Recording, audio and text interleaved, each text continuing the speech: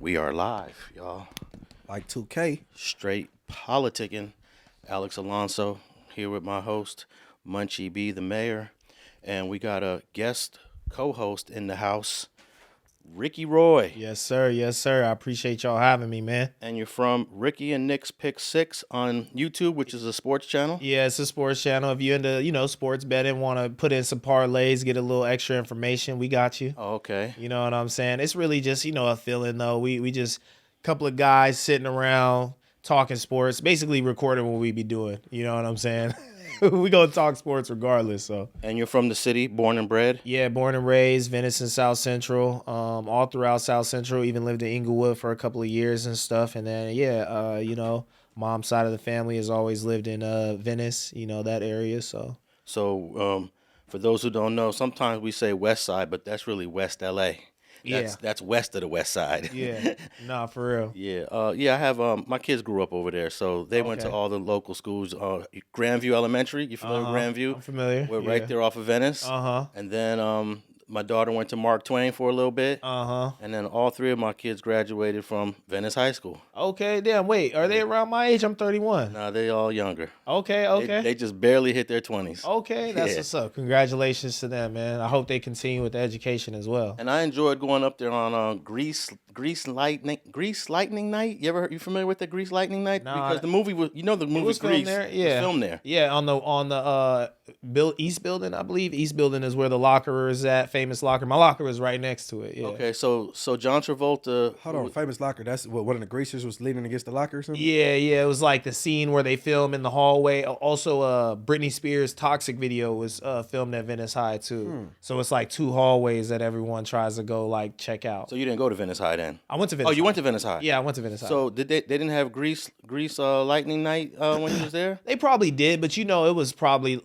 they do it for the kids or they do it for adults coming back and stuff. Because Venice, they have 1,000 alumni events. They're always honoring somebody. The last lady was some engineer for NASA or something. They had some lady who did Ford designs on the Mustangs and all that. She was up there. They have stuff going on all the time now. Okay, yeah. I think it's for the students, and then everybody kind of dresses like the movie with the leather coats on. Okay. And then I know at the football games, which was cool, the Mexicans used to bring the lowriders and put it on the track field. Homecoming. Yeah, during the football game. Yeah. Real? Yeah. Yeah, a couple of my people's families supply the cars. Oh, that's dope. But I don't know if they can do it now because it's a new track. When you was there, it was a dirt track, right? Dirt track, yeah. They put a high end, top of the line, I guess a foam type track. No, it's sky high up there. I don't know if y'all familiar with that movie, but they just transformed the whole high school. I was saying I tried to go up there for a run, just hit the track, get some fitness going, and they kicked me out. They were like, nah, bro, this is private. This is not for public consumption. You could have probably fought that, though.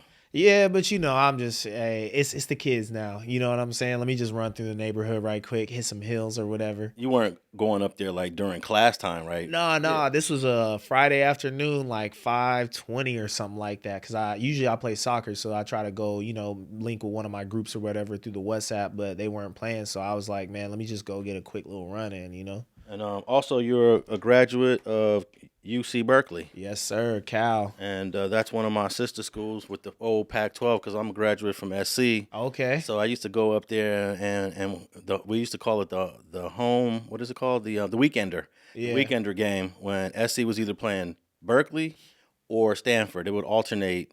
How far is Stanford from Berkeley? About an hour, 25-minute drive, I think. It's not that bad because I went to a big game in Stanford and it wasn't that long. Yeah, so I used to go up there for the Weekender. Yeah. So Berkeley and Stanford, they rivals. We're rivals, yeah. But for some reason, when USC comes into town, it's super friendly. They open up the frat houses and stuff, and it's more of a kumbaya than a hardcore we got smoke because we from California. Stanford it's all bad. You know what I'm saying? I wonder why is that though? I don't know what it is because he's saying the Weekender, and it's something that I observe when SC comes to town. There's a lot of the sororities and fraternities kind of doing tailgates with SC fans and stuff. It's probably just so many mixtures of people coming from SoCal, sending their kids up there and stuff that it's more of a parlay type thing than we just staunchly against each other.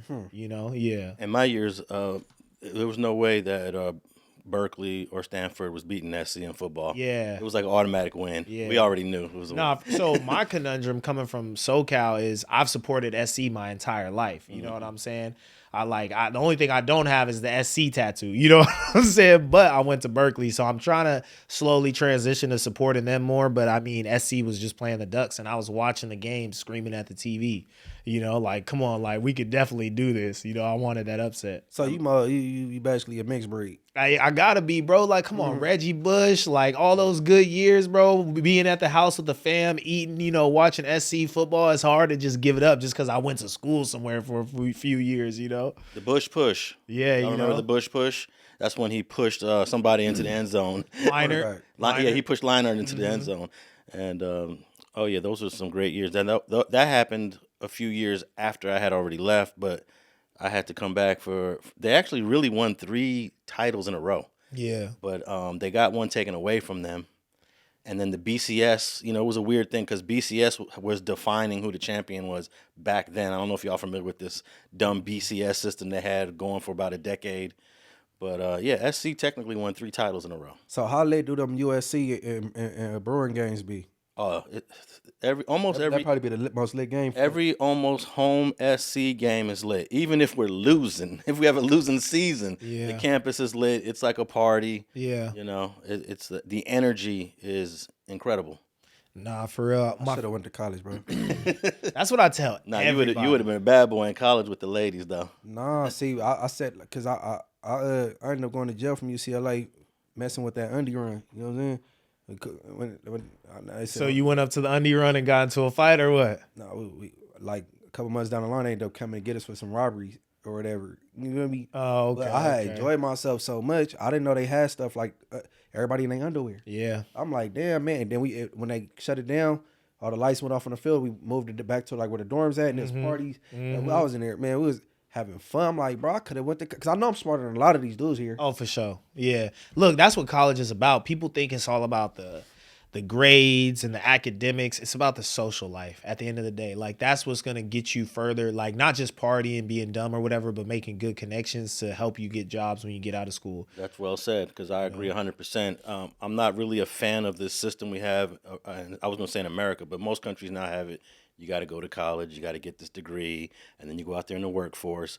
But outside of that, it's the experiences, it's the connections, it's the networking, it's the friends. Yeah, you know, hey, all of that. My ex-girlfriend, she told me like making the college ain't hard. It's staying in college. Yeah, no, for real. I mean, look, the classes can get very taxing. Like, I had a more challenging major. I did cognitive science and a data science minor. So don't get me wrong. Like, some of them classes, like, I had to miss out on some parties and some, you know, occasions because I had to grind type of thing. And my GPA definitely took a hit. My first and second semester, I wasn't used to the rigor, how hard it was from community college. But once you get in the flow of it, you get your little routine and stuff. It's just like sports. Once your mind is trained to it, you know what I'm saying? You start doing things at the appropriate time, and then you ready to party on the weekends type thing. Okay, and before we move off the college thing, right? What I came to the conclusion is, you know, like they got Skulls and Bones and Masons and all that little stuff, right? Yeah. I think them real secret societies, which ain't a secret, but it's the sororities for sure, because you connected once you leave here, and they got these sororities. You could call in and get your nephew a job here. You know, people in all these different places, and and I would love for my daughter to go to college and join one of them type groups, but I'm not with the hazing shit, bro. Don't you know what I'm saying? I don't want my daughter to go through that. You know, everything's softer now, Munchie, so the hazing and stuff is not as bad as it once was. Probably when you were in school, it was like crazier and stuff where they were like actually having dudes drink a bunch of beers, like first person to pass out isn't in the frat and stuff. Hey, niggas with paddles on their ass. Yeah, they not doing a lot of that now. I know that they do still have like fight nights and stuff where, you know, you put on the boxing gloves, you fight one of your brothers and stuff like that, but it's just all for fun. I've seen the videos and stuff, and it's a lot softer. You know, it's not what it once was for sure. Kids aren't dying. Well, women, they more catty. You know what I'm saying? And they group up and team up more. And this girl trying to be a what you call the line or join. Like numbers and stuff. Yeah, join a sorority and hating on each other. Suck his cock, or you you could like, nah. Nah. Hopefully that's not happening. But hey, but look, this is the thing. In college, everybody's getting it in, bro. Like, I know. Look, everybody has fun from their freshman year to their junior year, and then your senior scramble starts either that first senior semester or the last one, where you're trying to find a wife, a girlfriend, somebody to take serious, and move on past that shit. Like, but hey, it just is what it is. That's where I feel like, like. What do they say? Like, they call them PWIs. Like, what does PWI stands for? Primarily white institution or something like that. Like, I kind of get why people start dating outside of their like race and stuff in college, because you're around so many different people, and it's like you've been around your people forever. You kind of want to step outside of that and see what else is going on with Brandon other about to cultures come and stuff. for you, boy. Hey, I don't care, bro. I don't like how they got at Tam about that. Like, date who you want, bro. Like, it's 2025. Like, just because your partner didn't grow up eating the same foods as you or have the same color skin as you or whatever, like, just learn something new, bro. But Tam is most definitely pro-black, and she's very informed. You know what I'm saying? And she can do what she want to do. That's why I spoke up for her. Like, you know what I'm saying? I don't know, but yeah, college. I think everybody should experience college. I think it'd be a good experience if people, you know what I'm saying?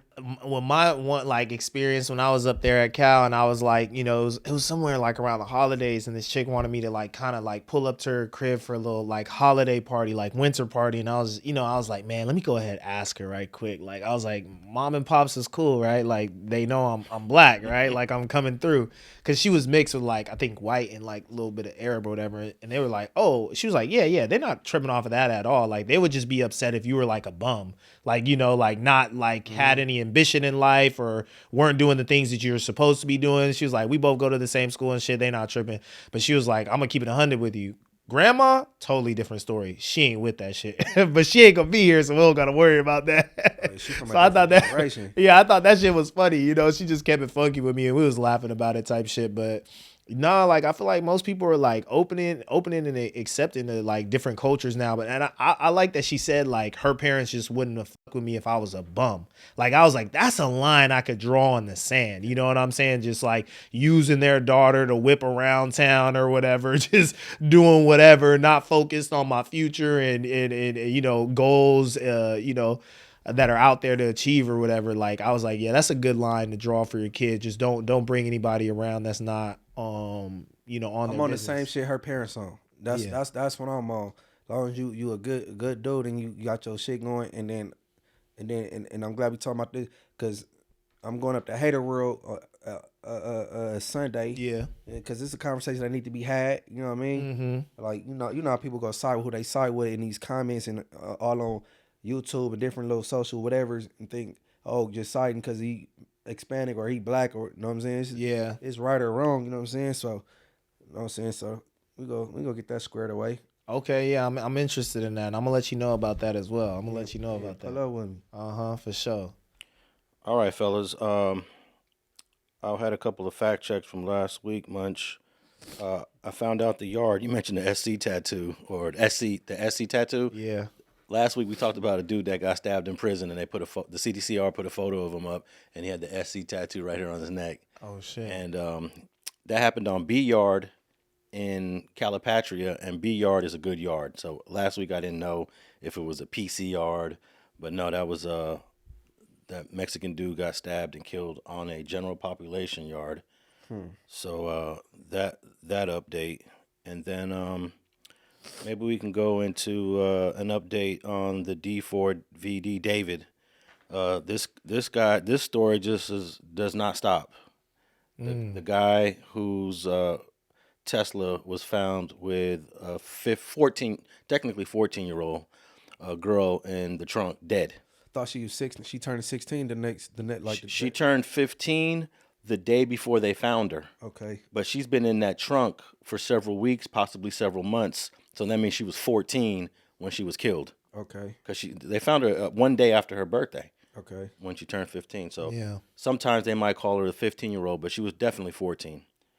And so some new stuff came out and I don't know how accurate this is, because now the LAPD is coming forward saying we never said any of this stuff. So I don't know if they're just trying to cover their asses, right, or if the stuff is factual. But some information about her body had been in a freezer when they found it. So that means the coroner, if the police did say this, that means the coroner determined that she was frozen for some time. Some major developments in the Celeste Rivas death. TMZ has learned that her body had been frozen, and when it was found, it was still partially frozen in the back of David's car, and it was in such bad condition that we are told the medical examiner may never be able to establish the cause of death. I'm perplexed. I don't get what you're saying. Okay, when you freeze the body, it's almost impossible to know the time of death. So what they saying? Who froze the body? The corporates? Well, I have a clip here I'll play in a minute, but what do you mean by the corporates? The perpetrators. Yeah.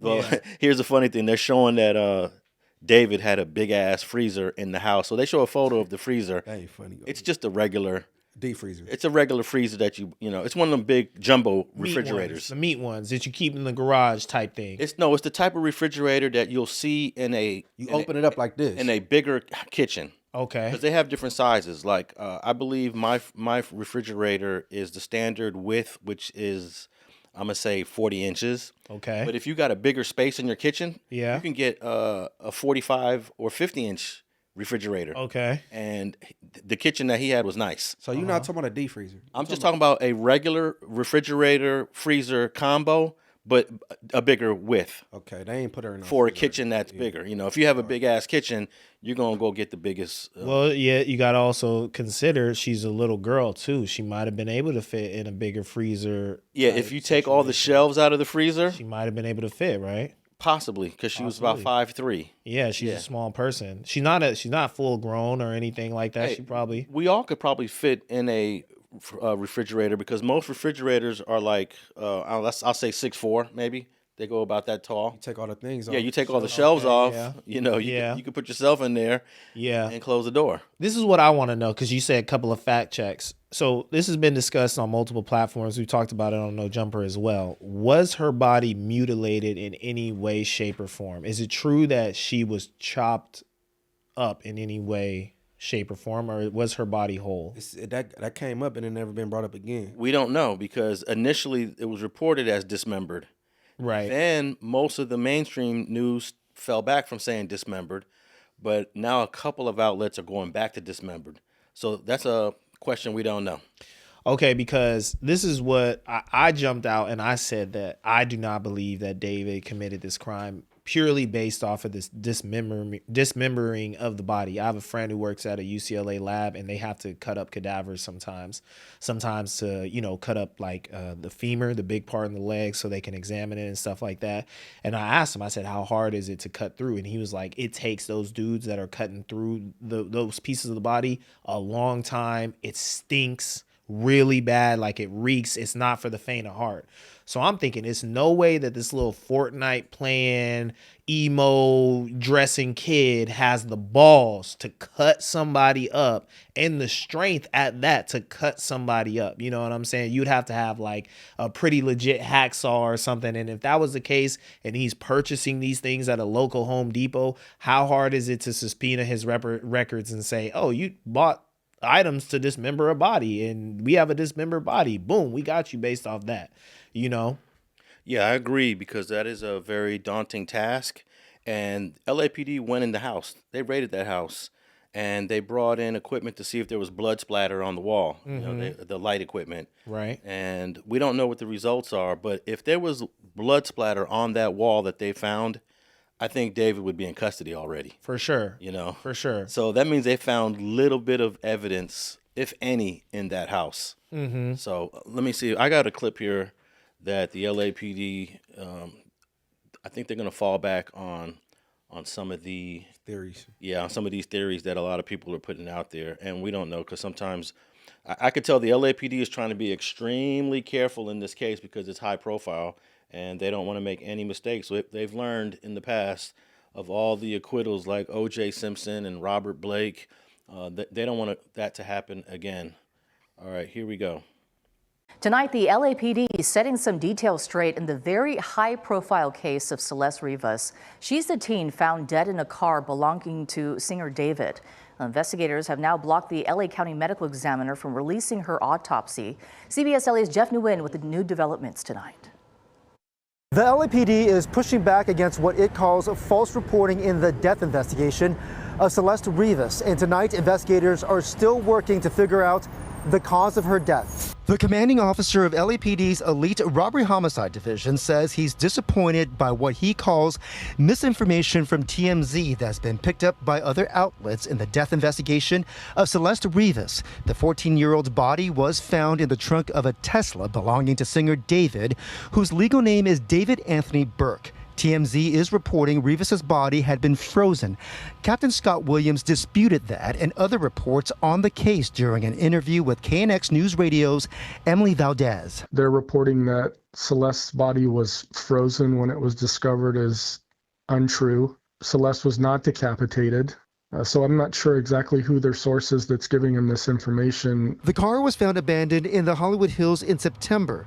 Williams also says detectives have no evidence Rivas's body was taken to Santa Barbara County for dismemberment. Disappointing to me because all of this misinformation that's being put out there, it just creates additional work for my investigators that they have to do in order to get to the truth of the matter. The LAPD has obtained a court order forbidding the LA County Medical Examiner's Office from releasing all details in its investigation into the teen's death.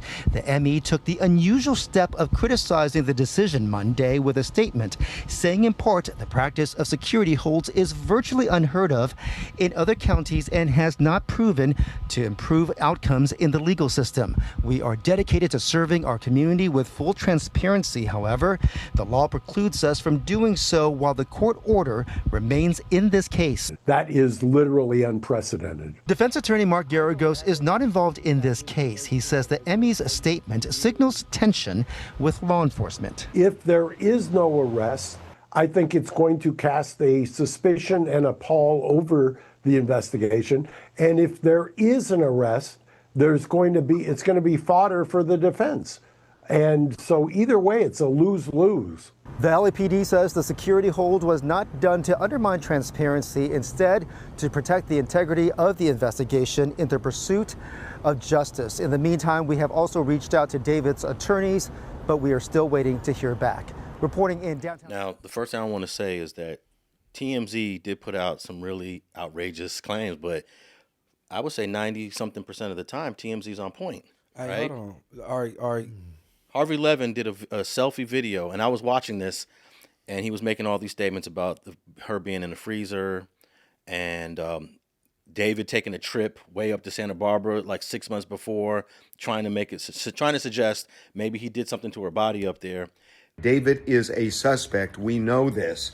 And one of the keys to the case is a trip that authorities say David made in the middle of the night back in this spring to a remote area of Santa Barbara County.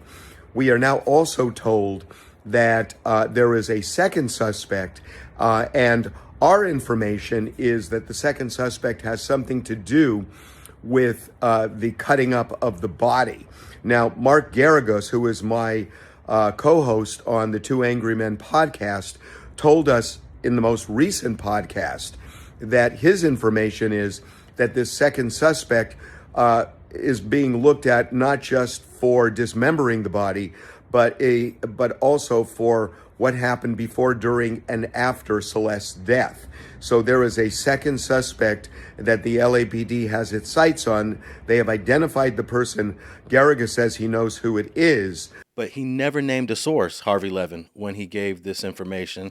And this police officer, Scott Williams, I'm leaning towards this LAPD officer is probably saying everything that we're hearing right now is BS. All right, but he said something about decapitated. Then he said dismembered. So she was dismembered. He is ruling out it wasn't decapitated. Decapitated is that's correct. He didn't, but he didn't say anything about dismembered one way or the other. But he did say, Officer Williams, that she was not decapitated. So at this point, man, it's almost impossible to know what the truth is. Well, I just recently came to a new theory of my own that I think she put herself in the trunk. I think she was crazy over this dude. He was about to leave tour, and he probably let him on some like, come on, girl, let me alone. You know, you try to not like know what I'm saying, probably bothering her. She hiding in his trunk and shit. And you see, they got surveillance of somebody. Well, I don't know if y'all seen it, but they claim they got surveillance of somebody parking a car 2 days before he left on tour. I think she played a game and got a dumbass prize and got stuck in there. Yeah, a private investigator claims he's seen video of that car being parked there on July 29th. Again, and that's like 2 days before he went on tour, I believe. Yeah, he went on tour in the first week of August, but he never showed the footage. You know, he just says, "Yeah, I have the footage," but he doesn't show it. How certain are you that this video of the car driving away from David's mansion is the last time it drove and ended up at the spot where it was abandoned, likely with that body inside? I'm certain.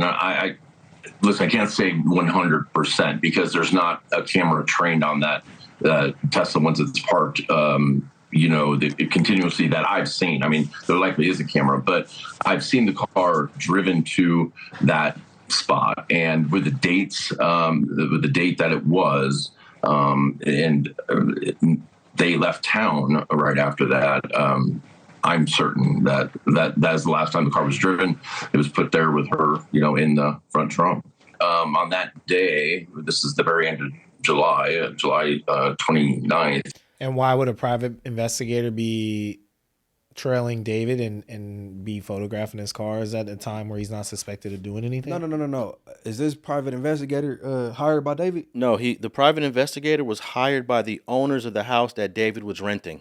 The owners of the house want to know what the heck happened, if it happened in their house. Because remember, this is a house that David did not own. He was leasing it for $20,000 a month, by the way. Oh, wow. So when the police came in there and raided the house and with the search warrant, David moved out. He's like, I'm done with this place. And the owners of the house hired this private investigator. Okay. So, I mean, the private investigator ain't got to cough up what he came up with. That's true. You know what I'm saying? But, I mean, those are some hell of allegations, So what is the allegation that, by him saying that he has evidence that the car was parked there on July 29th, what is that supposed to be insinuating either way? That Celeste Rivas was in that trunk because the car has not moved since. Okay. According to him. Okay. So that means whoever drove it there and parked it there had the body in the trunk. He also claims that he could see the identity of the person driving the car, but he won't say who it is. And then he did say he turned it all over to the LAPD. He said, I gave that to the LAPD. I'll let them deal with it. As a private investigator, I don't want to be the one to announce it. So I'm not really sure protocol of what PIs can say. I think that's smart. Yeah, I was thinking that might be a good decision, but... So look, this is why I come back to my original statement of I don't believe that David is as involved as it's being, I guess the public opinion believes, right? Because if he turned over this information to LAPD, if we're, No, he didn't. The PI. The owner of the house. Yeah. No, the PI said he turned it over, right? He's on record saying that.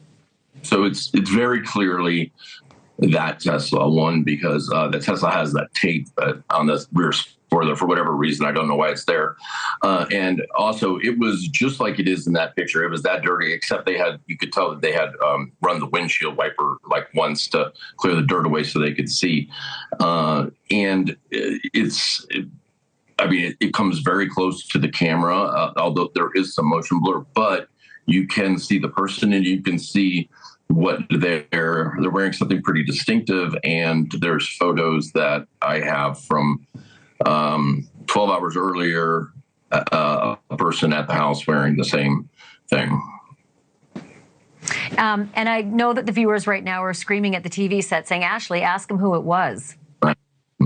I mean, I honestly wish I could tell you. I don't want to, I don't want to interfere with LAPD on that.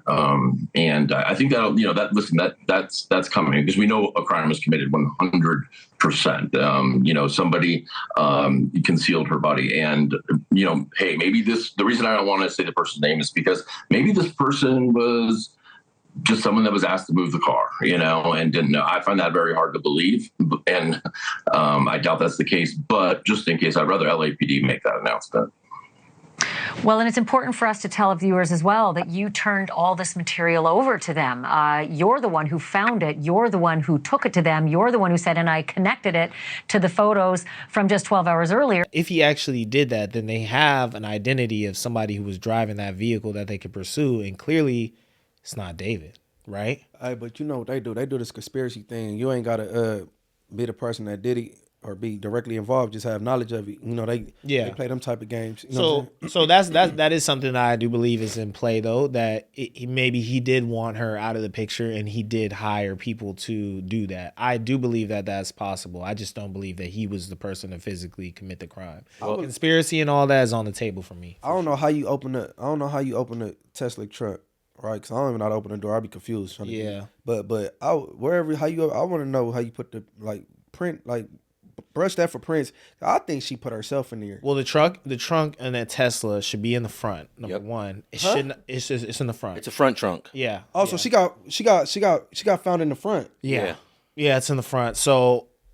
Is it big enough for a person to be in? A little girl? Yeah, possibly. I don't know how you would get in it, though, if you weren't opening it. I feel like they're pretty secure. They're pretty sleek and stuff. I don't think it's just something you could manhandle and, rip up type of thing. And I don't think a little girl really has the ability to do that. So I do believe that she was put into that trunk by somebody. I do understand what you're saying, though, is that maybe she was, heartbroken, first love type of thing. And, was trying to chase him down and maybe found a way to get in the car.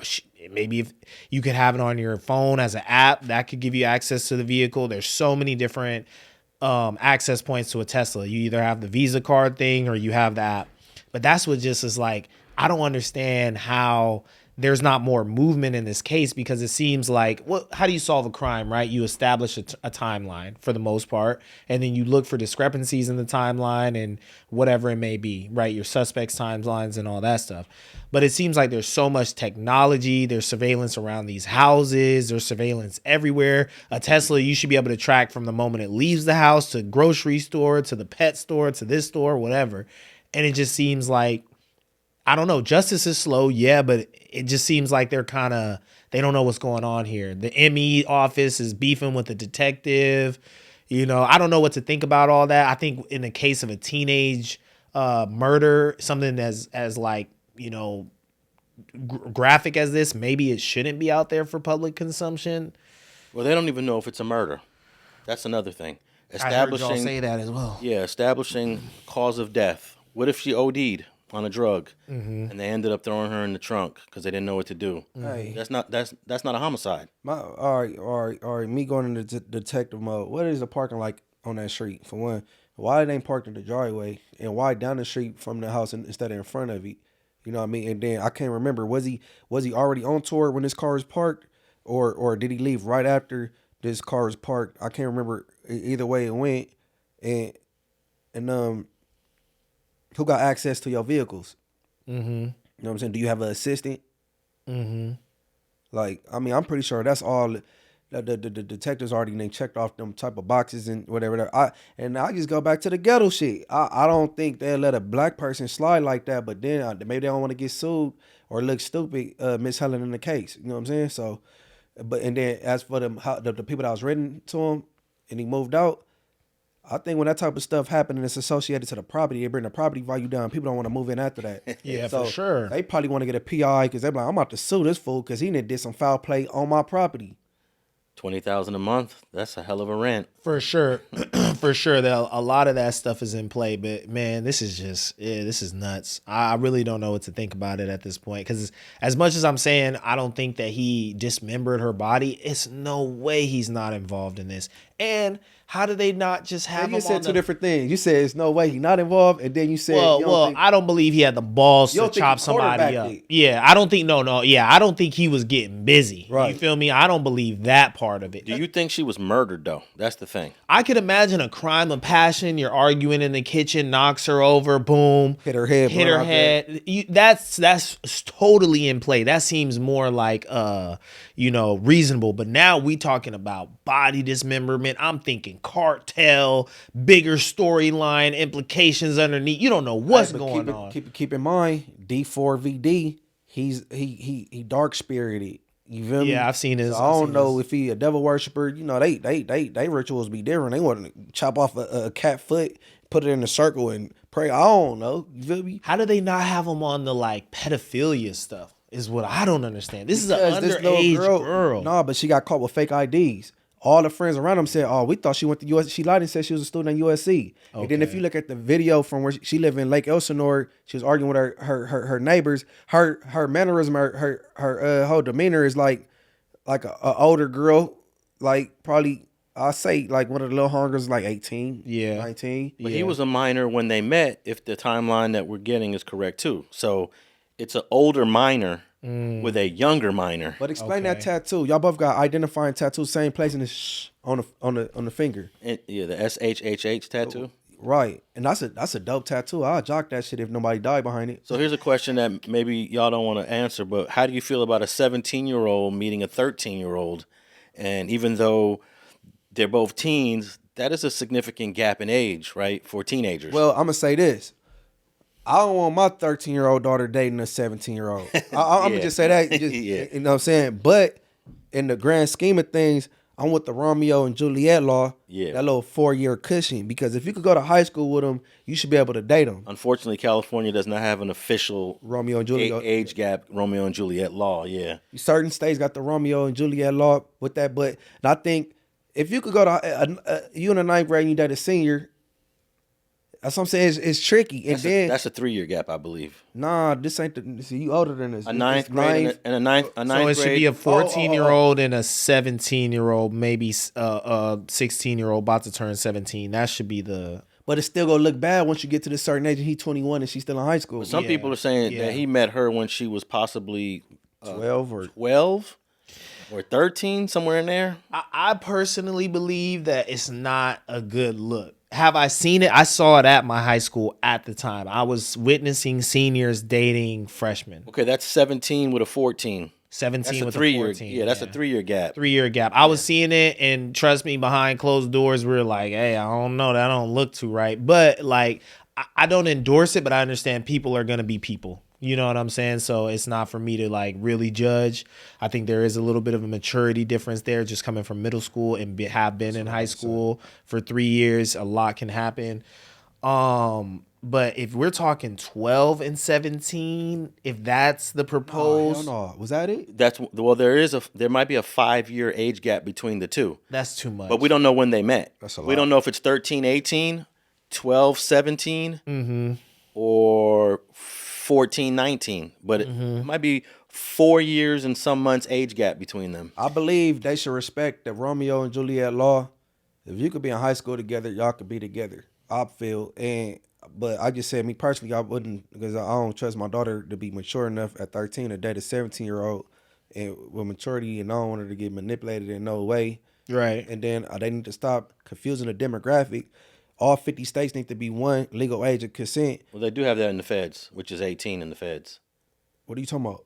Federally. Age of consent is 18 federally. You can't do that. That's still confusing because like you go to some states, it's 16.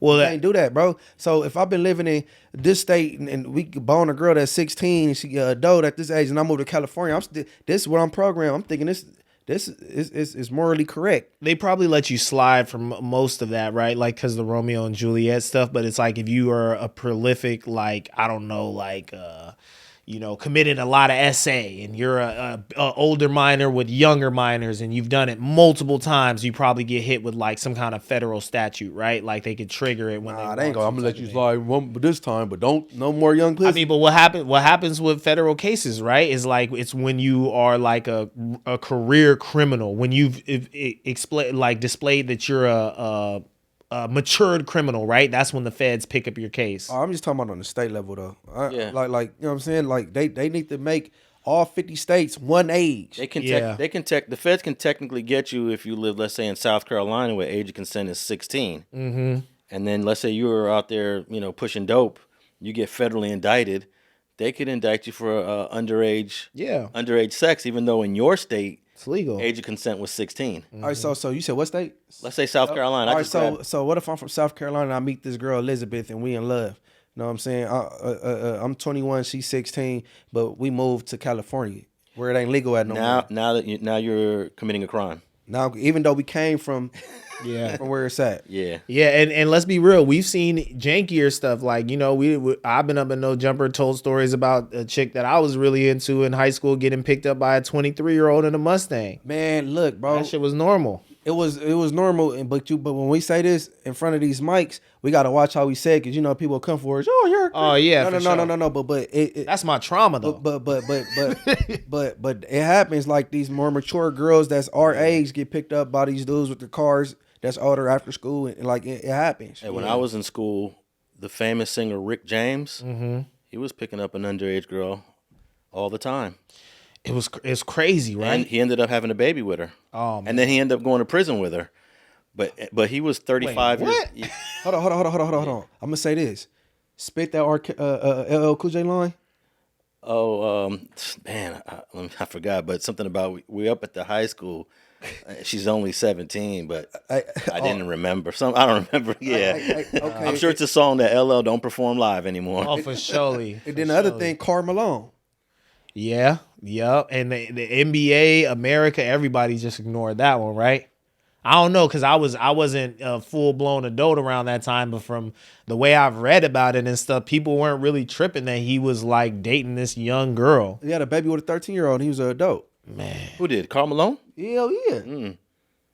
Yeah, that's like one of his. Type it in real quick, so we can. So yo, I'm too broke to sue Karl Malone, but we go fact check. I was trying to remember the allegedly, because that could be made up stuff. It that ain't we made up. seen, but I think facts. it's real. I think it's facts. Cause I heard that facts. story a lot.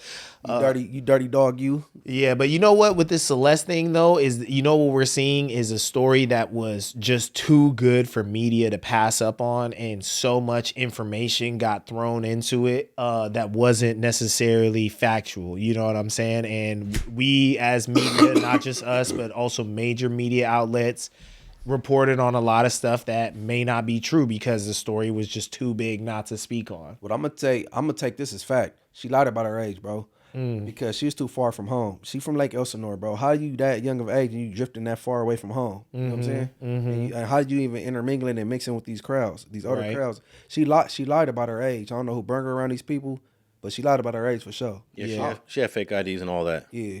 And it's nothing we haven't seen before, right? When it comes to celebrities, whether it's celebrities dating celebrities, one is older, one's underage. You know what I'm saying? Like, all of that is happening in the Hollywood Hills. It's just either you're privy to it or you're ignorant to it. You know what I'm saying? Even, I got to be careful talking about this, but everything that's gone on with Nova in the city recently and the Hoover indictment and people speculating that she's on that case, you know what I'm saying? Just information just gets thrown into things because people are trying to put the pieces together at home, but nobody's a detective. I got those lyrics for you, Munchie. Let's peep. Oh yeah, LL. Girls all over, the kind I adore. I felt like a kid in the candy store. That's when I seen her. Her name was Brenda. She had the kind of booty that I always remember. I said to my man, stop the Jeep. She's only 17, but yo, don't sleep. I kicked the bass like an NFL punter and scooped the booty like a big game hunter. So there you go. Tough. I hope LL was 18 writing this. I didn't start it from the top of the verse. Yeah. I went to the high school about 3 o'clock trying to catch a cutie riding my jock. My homeboy's Jeep, the system blasting, Colt 45, smiling and laughing. Girls all over, the kind I adore. I felt like a kid in the candy store. At a high school? That's when I seen her. Her name was Brenda. She had the kind of booty that I always remember. And then he says she's only 17, but yo, don't sleep. So basically, this is a verse about a guy that's probably in his early 20s going up to the high school to get girls. With a beer, Colt 45 a beer. Yeah, with alcohol, yeah. It's crazy. So that ain't gonna age well. Hey, see, he ain't gonna perform that one. Yeah. I don't know what year this was, but LL did start his career very young. And he could have been rapping in retrospect. Oh, look, let's go to the album cover up there. What is it? What's the album cover? He's a young man right there. This is 1989 when this song hit. He was born when? I'm going to say no, he might have been born in 69. How old is LL Cool J? No. LL Cool J is 57 years old. No. You need his birthday, his birth year. I got it right here. So that song came out in 89. And I believe he was born in 69. And if that's the case, we got a 20-year-old rapping about going up to the high school. So that's 3 years different. Let's see here. Yep. Oh, he was born in 68. So the song came out. So he's 21. He was 21, talking about going up to the high school. Yeah, man. Shame on you. But I guess, like, what, college seniors are what, 22 in college, 22, 23, and the 18-year-olds coming around. Some people probably still 17.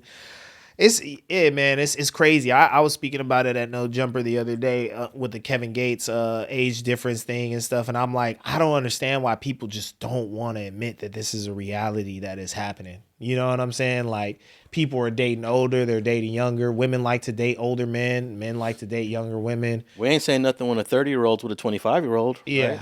Yeah, and it's like the same thing, right? like there's a wealth of experience between a 25-year-old and a 30-year-old. You know what I'm saying? You getting out of the club. How about a 25-year-old and a 20-year-old? 25-year-old and a 20-year-old. I feel like you still kind of struggling at 25. Like, you barely getting a grip on it. So it could be in bounds. But I say if you can't drink with her, then you can't do anything with her. I repeat, I said this a couple times. When I was 15, my girlfriend was 21, bro. My mom was like, "What are you on, my son?" Yeah. Like, you know what I mean? But I was managed, and you know what I'm saying? Uh-huh. But she wasn't nothing but a rat anyway. Like, she had a car, and she had a little Section 8 house in Bakersfield. So yeah. I was, and she was older, so that was an ego thing for me. Oh, like, for sure. You know what I'm saying? For sure. You was doing your thing. You know, it's different when you have a son, though. Yeah.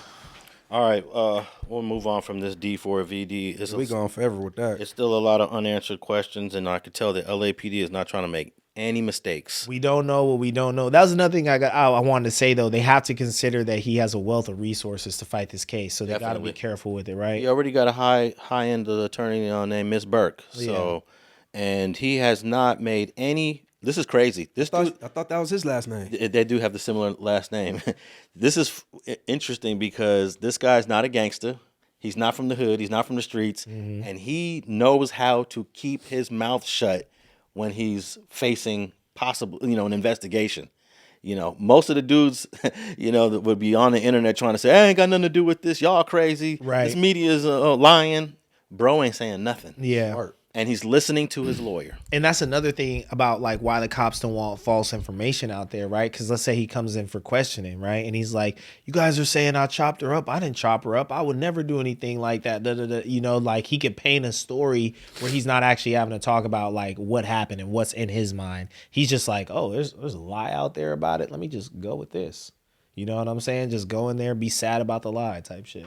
All right, from one LA tragedy to another one. I wasn't really tapped in with this girl, but I ended up looking her up. A Latina singer named Maria de la Rosa was shot and killed while she was sitting in her parked car out in the valley, out in Northridge, and it's looking like a hit.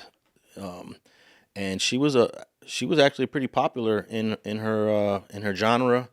In her music lane. Let me read a couple of paragraphs from here. Young woman who was shot dead in an ambush-style killing in the San Fernando Valley has been identified as a young Latina musician. The shooting occurred just before 1:30 a.m. on Bryant Street and Tampa Avenue in the Northridge neighborhood. Witnesses described seeing two male suspects approach the vehicle that was parked on Bryant Street. LAPD officials said in a statement issued Monday, multiple rounds were fired at several victims who were parked in the area. Several victims who were parked in the area in their vehicle. That doesn't make sense. That was 3 people were inside the car when gunfire erupted, and all of them were struck. LAPD confirmed. One of the victims, a woman, was taken to a nearby hospital by a private party where she later died. The 2 other victims were said to be in critical condition on Saturday. So this is a brand new story. Here's a photo of the corner where it happened at. And yeah, she was a well-known singer. Okay. So they saying she was in the car with other people. She wasn't, they were not saying different vehicles was occupied. They just saying. No, it's 3 people in the car. She's the only one that got killed. Okay. What's unclear is if she was the targeted person of the 3 in the car. And I tried to look her up on the coroner website, because it'll tell you how they were shot, like shot in the head or shot in the chest. Mm-hmm. That'll let you know it was targeted. Mm-hmm. She's not popping up in the coroner's website yet, so there's no way to know. And they're not saying if she was targeted. They're just saying she got shot and killed. Okay, Mark mixing something up. She got some people that's supposed to be high profile. She related to, like some gangster type Mexican mafia or some like. Is she related to some people like that? Or you didn't hear nothing like that? Well, I did hear a little something like that with some references to gangs. Let me play a clip here, and this might give us a little bit more information or allow us to theorize a little bit further. Here we go. And now to that death of a young local musician murdered in Northridge over this past weekend. Maria de la Rosa released her first song just a few months ago and just celebrated her 22nd birthday last month. But now she is the subject of a murder investigation. NBC4's Darsha Phillips is live for us in Northridge, where we are now hearing from the singer's mother. That's new at 11. Darsha. Yeah, Robert, our sister station Telemundo was able to speak to Maria de la Rosa's mother. She, of course, is devastated, telling Telemundo that she was very close to her daughter and that her daughter was extremely talented and was taken too soon. She was the best. She was unique. She wanted to help everyone. A mother devastated. Her daughter, 22-year-old Maria de la Rosa, seen here in pictures from her Instagram page, was gunned down while she sat in a parked car with two others in a Northridge neighborhood. She was talented. She was good soul. She was her. She was my daughter. She was strong. She was happy. The shooting happened on Bryant Street, just east of Tampa Avenue, around 1:30 Saturday morning. According to LAPD, witnesses say two men walked up to the car and began shooting, firing multiple rounds. De La Rosa was pronounced dead at the hospital. The up-and-coming Latin singer made music under the name De La Rosa.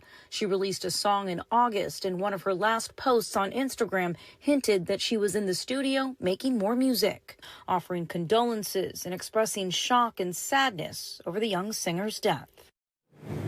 Now, the two people who were in the car with De La Rosa, a man and a woman, they have not been identified, and we are being told that they were not injured. Police, of course, still investigating this. No arrests have been made, but police do believe that this may be gang-related. Anyone with any information on this shooting is... There you go, Munchie. That's the last part of it where... They just said the other two wasn't injured. Yeah, the article said they were in critical condition, right? And hey, that's why I always say this. In the beginning of a developing story, about 70% of what we're going to hear is inaccurate. You know, it's just we're getting contradictory. This is Channel 4 LA News, and the article I read was from KTLA. So they're getting two different things. But the part that stood out to me, Munch, was the LAPD saying it might be gang related, and then I looked up where this shooting actually happened, and it's in a hood. Which one? It's a Latino hood called Bryant Street. And they write, I think they write BST, not sure. But yeah, Bryant Street. They're well known out there in the Northridge area. Okay. And I mean, just from the video, it looked like the trenches. Yeah. I'm like, so she was sitting out on that street at what time of night? 1:30. 1:30? This is what makes it seem like it's a hit. I've heard that she was shot 5 times. Okay, right? is that right? I heard that she was shot 5 times. I heard that there were some body wounds and upper wound, maybe somewhere in the head, like head area, neck, head area. If she's in the car with 2 other people and she was the only person to get hit, I'm very interested to know where she was sitting in the car. Like, you know, was she the driver? Was she the passenger backseat? Because if it feels like a hit. 5 times you were hit. I don't know if that's true. I could be misreporting right now. 5 times you were hit. You were the only person that was hit in the car. Come on now. That's very targeted. Yeah, maybe she wasn't paying her taxes. Maybe she was making some money in her career, and they you usually don't really hear about this with women, but with like male artists in the Latino community here in LA, they got to pay somebody. You know? Yeah, for sure. And we heard, I don't know if you were familiar with the Swifty Blue situation, but, you know, the Mexican mafia ordered a hit on Swifty Blue. Yeah, I'm very familiar, I think Adam said he was with him at a restaurant, and they tried to torture while he was there. Is that right? Something like that. Him and Brick was with him, and they tried to... Okay, so, but I don't usually hear this happening with female artists, but something definitely shady's going on, because, one, it happened in the hood. It happened in the heart of Bryant Street neighborhood. In fact, Bryant Street was one of the intersections was Bryant and Tampa, I believe. So the hood is named after that street. I'm gonna tell you what's crazy. Okay, on that dumbass platform, full community, the little kid P-Face said, you know, I always want to be a rapper, but I didn't think I could, because, you know, But he said, but I seen Lefty and them do it. So he thought he couldn't even grow up to be a rapper. Well, he probably knew what comes with that. The ramifications.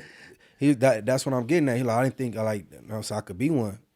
Not able, like, but you know what I'm saying? That's interesting that you guys interpreted it that way, because I would interpret it the other way. Did you catch that when you went? Did you even listen to that interview with them? I haven't listened to any of the interviews on you ain't missing nothing. But I could just tell you, because they ain't getting no clicks or no views from over. But like he was like he didn't think it was possible because because of the way they get down. Yeah, these organizations. Now, for some reason, Maria De La Rosa is not showing up in the LA Coroner website. Usually, as soon as you're killed, within like less than 24 hours, you're in the database, and she's not in it. Right. So that means that they're still investigating something. The coroner didn't release it. I don't know why, because I was just curious, like where she was shot, because it'll tell you on the coroner site, shot in the chest, shot in the head. Right. It's very detailed in terms of how you were shot. It'll say multiple gunshot wounds or one gunshot wound. And I want to know if the people in the car were actually hit or if they were unharmed, right? Because the clip holds 10, right? Yeah. So it's like only 5. Well, I don't know what they clip hold. I've heard that different clips is different. You know what I'm saying? But, what you're allowed to have in California it's legally. 10 is the new legal limit. It's the legal limit. Yeah. It's been like that. I say new, but it's been like that for over a decade. Yeah. So I'm thinking, if I heard she got shot 5 times, if you told me to empty the whole clip, now I'm starting to think maybe it was, but it was not two targeted shooters, and stuff like. It was 2 shooters. Two. Well, they said 2 men approached the car. Hey, but with gang related shootings and then they transport you to the hospital, they don't put you in under your name. They put you under a Jane Doe or John Doe. You know what I'm saying? Because like I've been shot a gang of times and they put me under some. You know what I'm saying? I don't be under my name. You know what I'm saying? No, for real. So but I was saying that to say that, but then I called myself because they had still saved them dudes sustain some injuries. They wouldn't say they didn't get injured. They just went. I don't know, man. That's crazy. They're calling it an ambush style shooting. So yeah, crap up on this. They're making it seem pretty gangster. Yeah, it's also interesting to me that her mom seems like English is not her first language. Like this seems like this community might be more Hispanic, like more Mexican rooted, and very much so. Yeah, closer to that. And we have a few communities out here in LA where you might think that you're just looking at some regular old Mexican people with their boots on and their belt and stuff. Like maybe they just visiting from out of town, but they're the ones that are the factors over there. You know what I'm saying? They run the whole thing. Like the paisa looking ones sometimes is the ones you really need to worry about. Not the ones that you could tell is all banged out, cholo, essayed out. It's the ones that look like a little bit more well-to-do that they might do something to you. So, you it's think tricky. she had any kids? No, I don't think so. No, I don't. But did you notice the mom?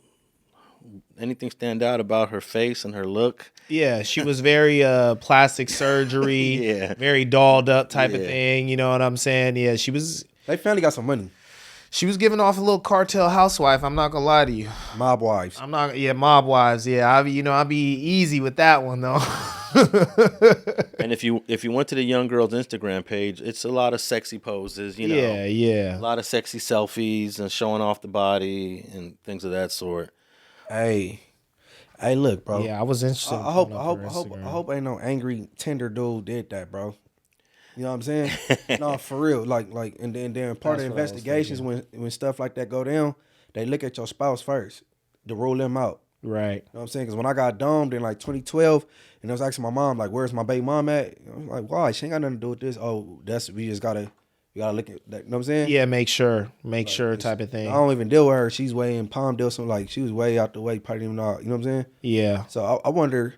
That's what I said. I wonder if she had any kids, baby daddy type thing. Like, you know what I'm saying? Yeah, I was trying to get to her Instagram just now, but she don't come off motherly. The young lady that was killed, based off of like her Insta post. But I've seen a few girls that do have kids and they just keep them off their social media. Yeah, I think that's the best way to go about it these days too. Especially you trying to be an artist. I try to keep my kids off, but they still end up on there.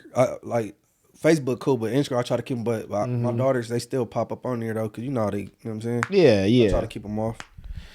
Yeah, this one's a bit daunting though. I'm not gonna lie, especially the area and all that, everything that's at play. We gonna have to see in a few months what's going on with all this. Yeah, and there's parts of Northridge that are really nice, but there is a little corner of Northridge that's the hood. Oh yeah, you know, sure. and she was definitely in the hood part. Yeah. Well, people moving to California, you can't escape the hood. It's hoods everywhere.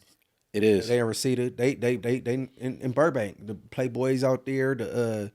They everywhere, bro. You can't. They got the Reseda Thresays. You know what I'm saying? They in North Hollywood. They everywhere. They in Orange County. They got Bloods and Crips in Orange County. You got the Blood L Streets. You got the Santa Ana Watergates.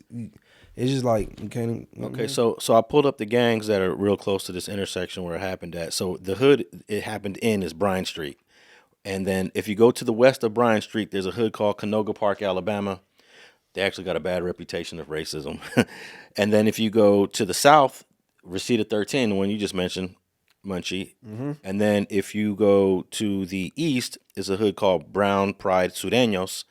And then the OVGs are to the northeast of this location. So it's surrounded.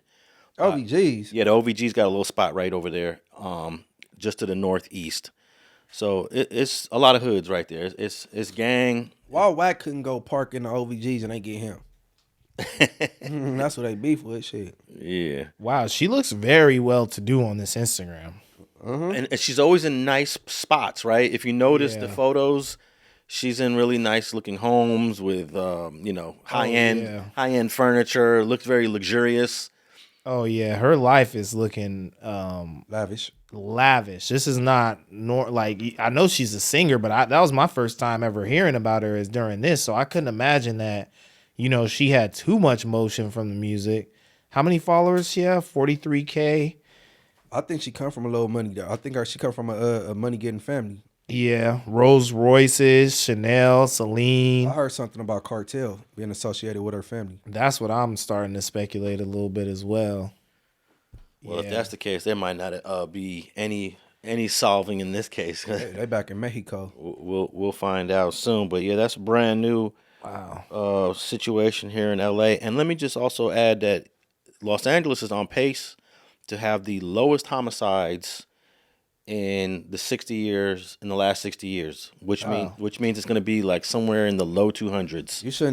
Y'all should lower that. Y'all should tighten that gap. That last 60 years, that's a long metric, bro. Yeah, I mean the last time that LA had homicides in the low 200s was 60 years ago. So it hasn't been that peaceful since. That's what I'm saying. That ain't a good metric though. Like, what are you talking about? It took 60 years to get back to like. First of all, our city has tripled the size in the last 60 years. It's an incredible metric because we have almost 4 million people now. 60 years ago, it was like 1 million people. So we have like almost let's say triple the population and a fraction of the homicides. Yeah, he's right. He is right. Yeah, I know what Munchie's thinking though. Munchie's saying you need to take in the height of gangbang until now, not before it, right? You think it should be from not from 1965, but from like 1975 to now is what you getting at, right? Yeah, like I'll give it 79. 79. That's what he wants. He wants from when it was really popping off till now. Like show me how it'll be a dramatic decline though. You know what I'm saying? But what you're saying, it totally makes sense. There's more people, so there should be more happenstance murders, just like accidental murders type shit. But see, since you talking about numbers, Ricky, I brought something up to me and brought something to my attention. I went and looked at it a little bit. That young dude, Tommy Guns, right? He's a black dude. I think he mixed Mexican and black, but he banged, a Southsider hood. And he was from a city called Pixley. Pixley. And the population is 3,000. It's about like 75 blacks in the city. Right. And he trying to say a Mexican household compared to a black household and the hospitality and how they get down. But how could he really say you from a city that don't even you don't even see that many black people? Yeah, it's too small. Yeah, that's what I said. I said the cold part about it is the census says it's only 74 black families there, and you one of them. You know what I'm saying? And you talking down on black people is crazy. I think he just going off the household he was raised in because like black people was hospitable. Oh, for sure. So I didn't get it. Yeah, that was one of my main things is black people are so they're hospitable to a fault. Like sometimes that's what gets in the way of black people's progress is that they want to look out for everybody else, the village versus looking out for themselves. For the most part, at least in LA, black folks have been more embracing of other people moving into their neighborhoods than probably any other group in the history of Los Angeles. 110%. You know? Yeah, when the whole Stop Asian Hate was going on, I was like, look, let me stop y'all right here. Black people are not targeting random Asian people. We have Asian people all throughout our hoods, running our beauty salon parlors and stuff, talking crazy just like we talk crazy to them, and ain't nothing happening to them. You know what I'm saying? So you can't tell me. I'm like, this is some mental health BS that's happening on the streets, because black people been getting along with Asian people living in their neighborhoods, Mexican people living in their neighborhoods, Arab people living in their neighborhoods. It don't matter. We're not about to mess with you. You know what I'm saying? We more worried about each other than we are worried about somebody that looks different from us. I think black people is the most that we embrace. We do the most embracing. You know what I'm saying? We, like, so I don't be getting people. I don't know. I mean, that's the way it's supposed to be. It's like that old Chris Rock line. Like, you want a pat on the back for something you're supposed to do. Humans are supposed to be embracing to groups moving in their neighborhood. No, I don't want no pat on the back. I'm just shedding light on it, because people they like to point out the negative. Oh, blacks killing blacks, but every race do it to themselves the most. Blacks kill blacks, Mexicans kill Mexicans, and it's white on white crime. Right. You know what I'm saying? Because that's who you around. So like, stop shedding that and like trying to like, you know what I'm saying? Yeah, 100%. And then even the Black Lives Matter, you say Black Lives Matter, but you killing black. But that's not the thing. It's black people getting killed, and then they having a license to do it, like the Zimmerman dude. You know what I'm saying? Or these law enforcement dude. The dude went in there, busting the door, a no-knock bell, killed the girl laying in her bed, shot through the wall, and didn't even get charged for murder. Breonna Taylor. So that's what I'm saying. That's why they say Black Lives Matter, not because of these local gangs. That's not that. I believe the feds did eventually come in there and charge one of the shooters in that Breonna Taylor thing. It was the state of Kentucky didn't. I don't think in charge. Oh, the feds stepped in. Yeah, the feds had to come in. That's good. Unfortunately, that's the way it is. Don't expect Kentucky to investigate Kentucky. That dude, that George Floyd, that dude that had his knee on his neck, 20 years ain't nothing. Do you know how many of my homies is praying for 20 years? They ain't just like, if they get 20 years, they gonna be happy. Hey, you know the Asian dude just got out. Remember the Asian dude during the George Floyd thing? Yeah. He just got out. He only got 5 years, but he wasn't the active participant in it. But he didn't How do do you anything. not stop that, though? Yeah. Like, you know, felony murder, right? It's like when you're incidental in a murder type thing. He got 5 years and he just got out. Tao, I think his name was. Yeah. But with the Tommy kid, you know, I learned afterwards that he's 19 years old. And I don't like that age thing. All right, I told myself and I announced to everybody I'm gonna leave the P-face thing alone. But man, when you become a gangbanger, you emancipated. You an adult at that point. I don't care, bro. This is a famous Munchie B line. You a adult, bro. Because where I'm from, like you get the popping off at the mouth when the big homies, they go put you on your ass cheeks. Yeah, like that's real. You an adult, and then kids kill, bro. Yes, believe it, because I was in jail for a shooting at 13. Yeah. So like when you an adult, you doing adult things, bro. I don't want to hear that, bro. I don't care about that dude's from a gang out there or wherever it's at. You know what I'm saying? But let me push back though. Even though as a child you can make an adult decision, as a child you could create life. You could have a child, but it just doesn't change the fact that you're a child and you haven't lived enough life in order to properly handle the situation. And I think when we're listening to Tommy talk, he's doing this thing where he's double talking. He's actually talking about his life, where people will have a lot of sympathy for him if he was just talking about his life. Like, I can't speak for other black homes, but this is what I seen in my black home with my black mother. Because it seemed like he got some trauma. Right, exactly. Because he referred to his black mom, as that lady. Right. My mom is a black lady. Like, yeah. I'm like, damn. Like, so it seemed like he got some little. But yeah. I'm telling you, I mean, I just believe that once you jump off the porch and you enter the gang life, you now emancipate. Shout out Syke. Okay. OG Syke from Swan, from A4. Man, he killed the ice cream man as a kid. He killed. Let me push back though, Munchie. Let me push back. Imagine though, you join the gang when you're 13 and you don't know shit about the world. You done never left your four corners, so to speak. But let's say you alternate life, you get to grow to be 26 years old. You've been around the world, Honolulu, Hawaii. You done been to different parts of the United States. Seen everything. And now you have the decision. Hey, we gonna put you on. You want to be put on? You want to live this life. You want to make these decisions that may alter your life forever, or you want to keep on living the life that you've already been living. 9 times out of 10, I'd bet that person is going to say, now that I know more about the world and all that's out there for me and what I can do and accomplish, I'm not going to be from the gang because I know the consequences that come from that. So it's like, I have to take like kind of like a little bit of a grain of salt when these kids are speaking and stuff, because they are still kids. At the end of the day, that's what it is. When they go to trial for killing somebody at 13, 14, even the judge is going to say, this is a kid, bro. Nah, they this go ain't through a grown ass man. They go through a fitness Yeah, hearing. they're gonna do. You feel me? Yeah. So it's the same shit. Like, and I gotta extend that to Tommy. I gotta extend that to P-Face as well. Is because you saying and doing all this adult shit when you ain't never dealt with an adult consequence. You know what I'm saying? Like, yeah, the big homie's gonna punch on you and be like, that ain't right type shit. But that ain't no different from your mom spanking you and you going outside and doing the same shit you got to spank it for. You know what I'm saying? You don't know until you know. You need that maturity to get in your body, get in your brain, and help you make better decisions for yourself. So we got to extend that to Tommy. Even at the end of the day, he's a black man, bro.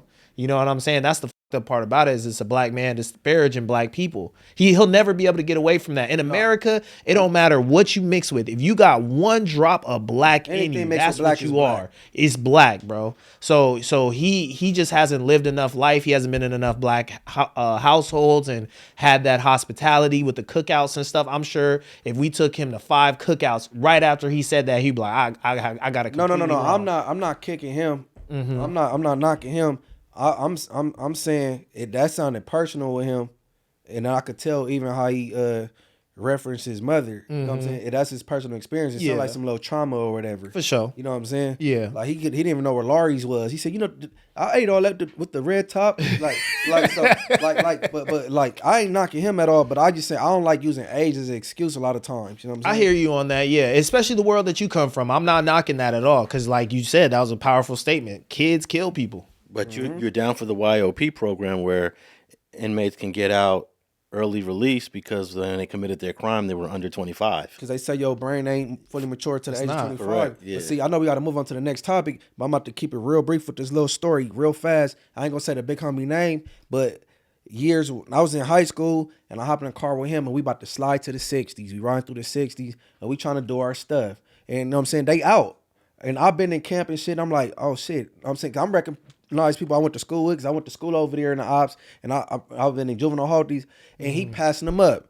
I'm like, man, we're like, so boom. So we end up just going back to Inglewood. So he explained to me, he wanted one of them old niggas, like, you know what I'm saying?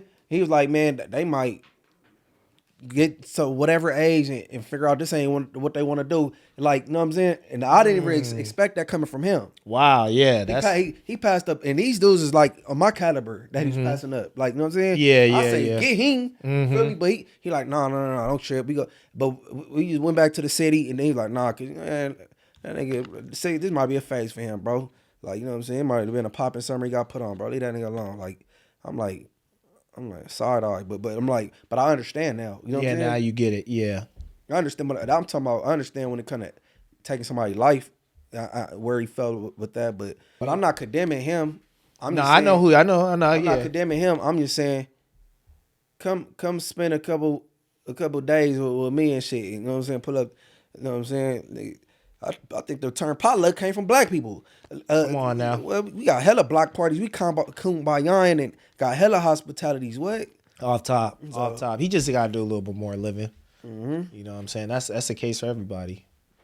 All right, Munchie B, your boy Luce Cannon has been scrubbed from Charisse Mills' YouTube channel.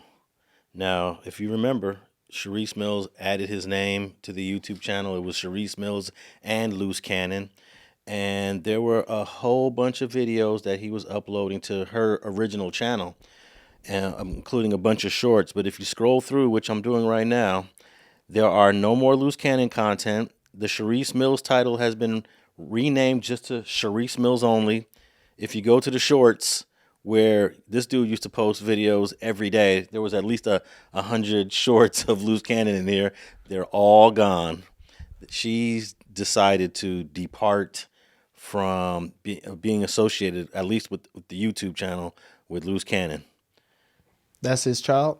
That is his child. That is his, and that is his sixth kid, I believe. Yeah, sixth or seventh.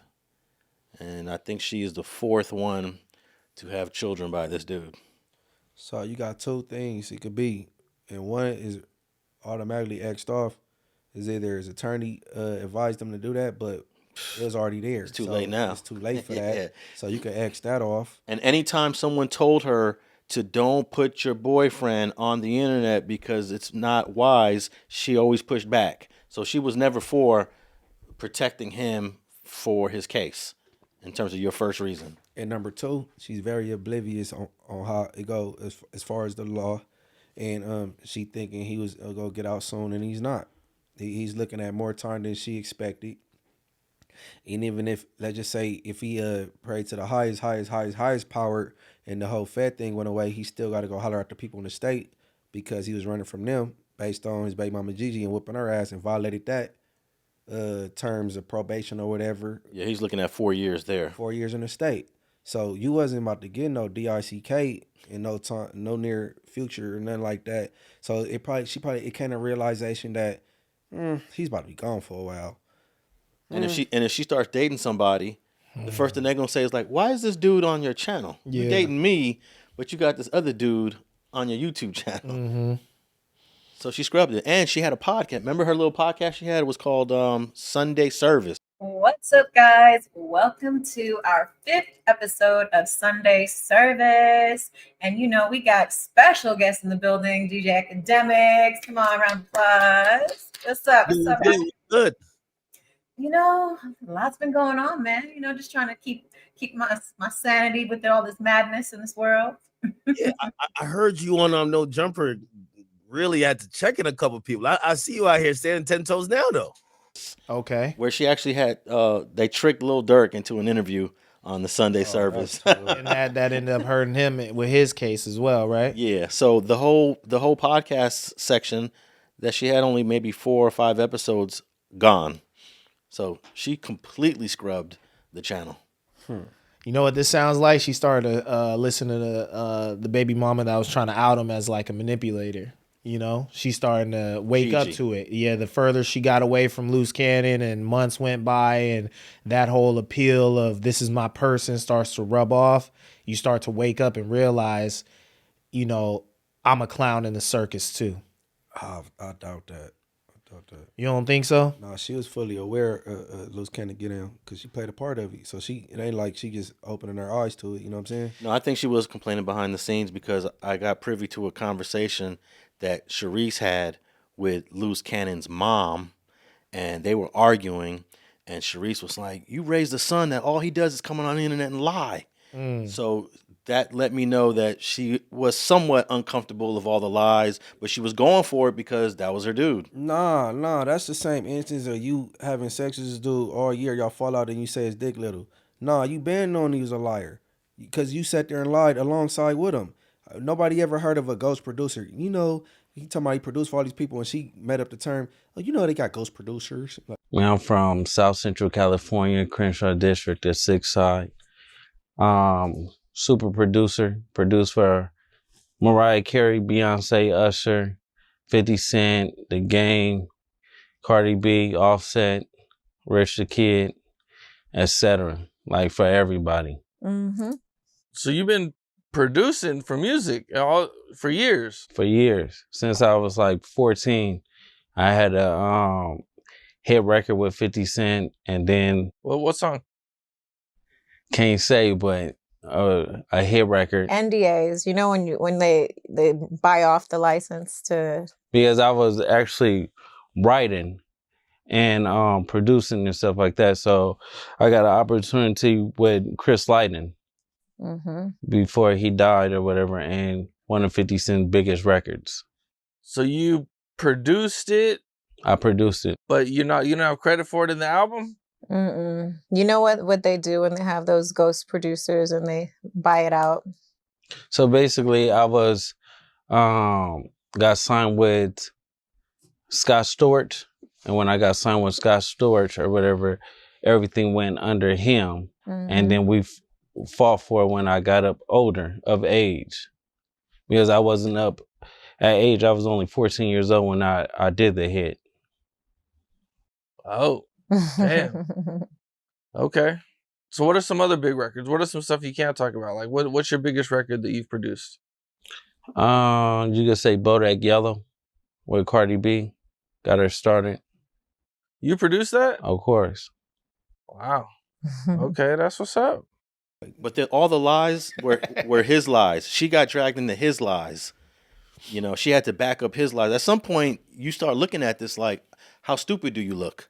Right. I'm backing up all this dude's lies. Right. Her whole YouTube channel was full of lies. He owned all these Subways, 63 Airbnbs. Right. And then you realize that, like, I'm pretty sure she thought that she was, for a while, they kind of had a little motion there with, like, Wack, and Luce and all that. And then Luce said something to Wack that he didn't like, and he just turned the water off. And now she's realizing, I have no celebrity. Like, any power, illusion of power I had is now torn down completely.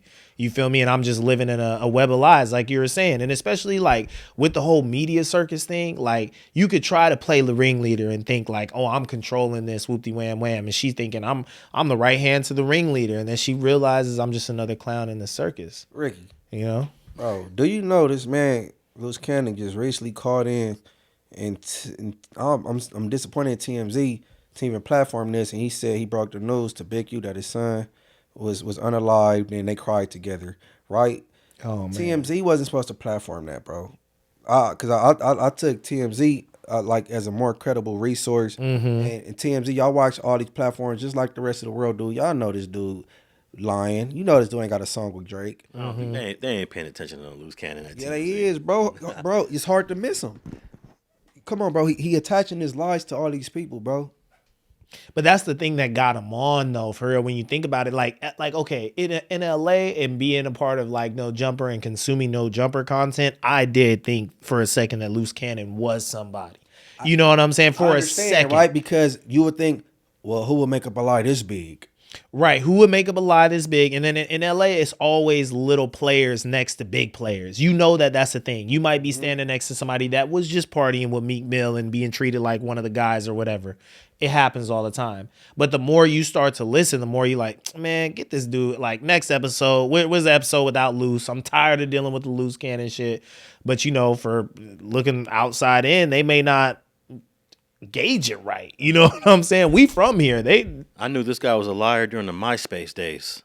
Oh, okay. So you go way back with him. I never had a MySpace. Because his name, he took the name off of one of my childhood friends. Luce Cannon. Yeah, Luce Cannon is a dude that was involved in hip hop back in the day. He was managing artists like Nas. He worked with so many artists. And back in the MySpace days, I think this fake Luce Cannon piggybacked off of his career.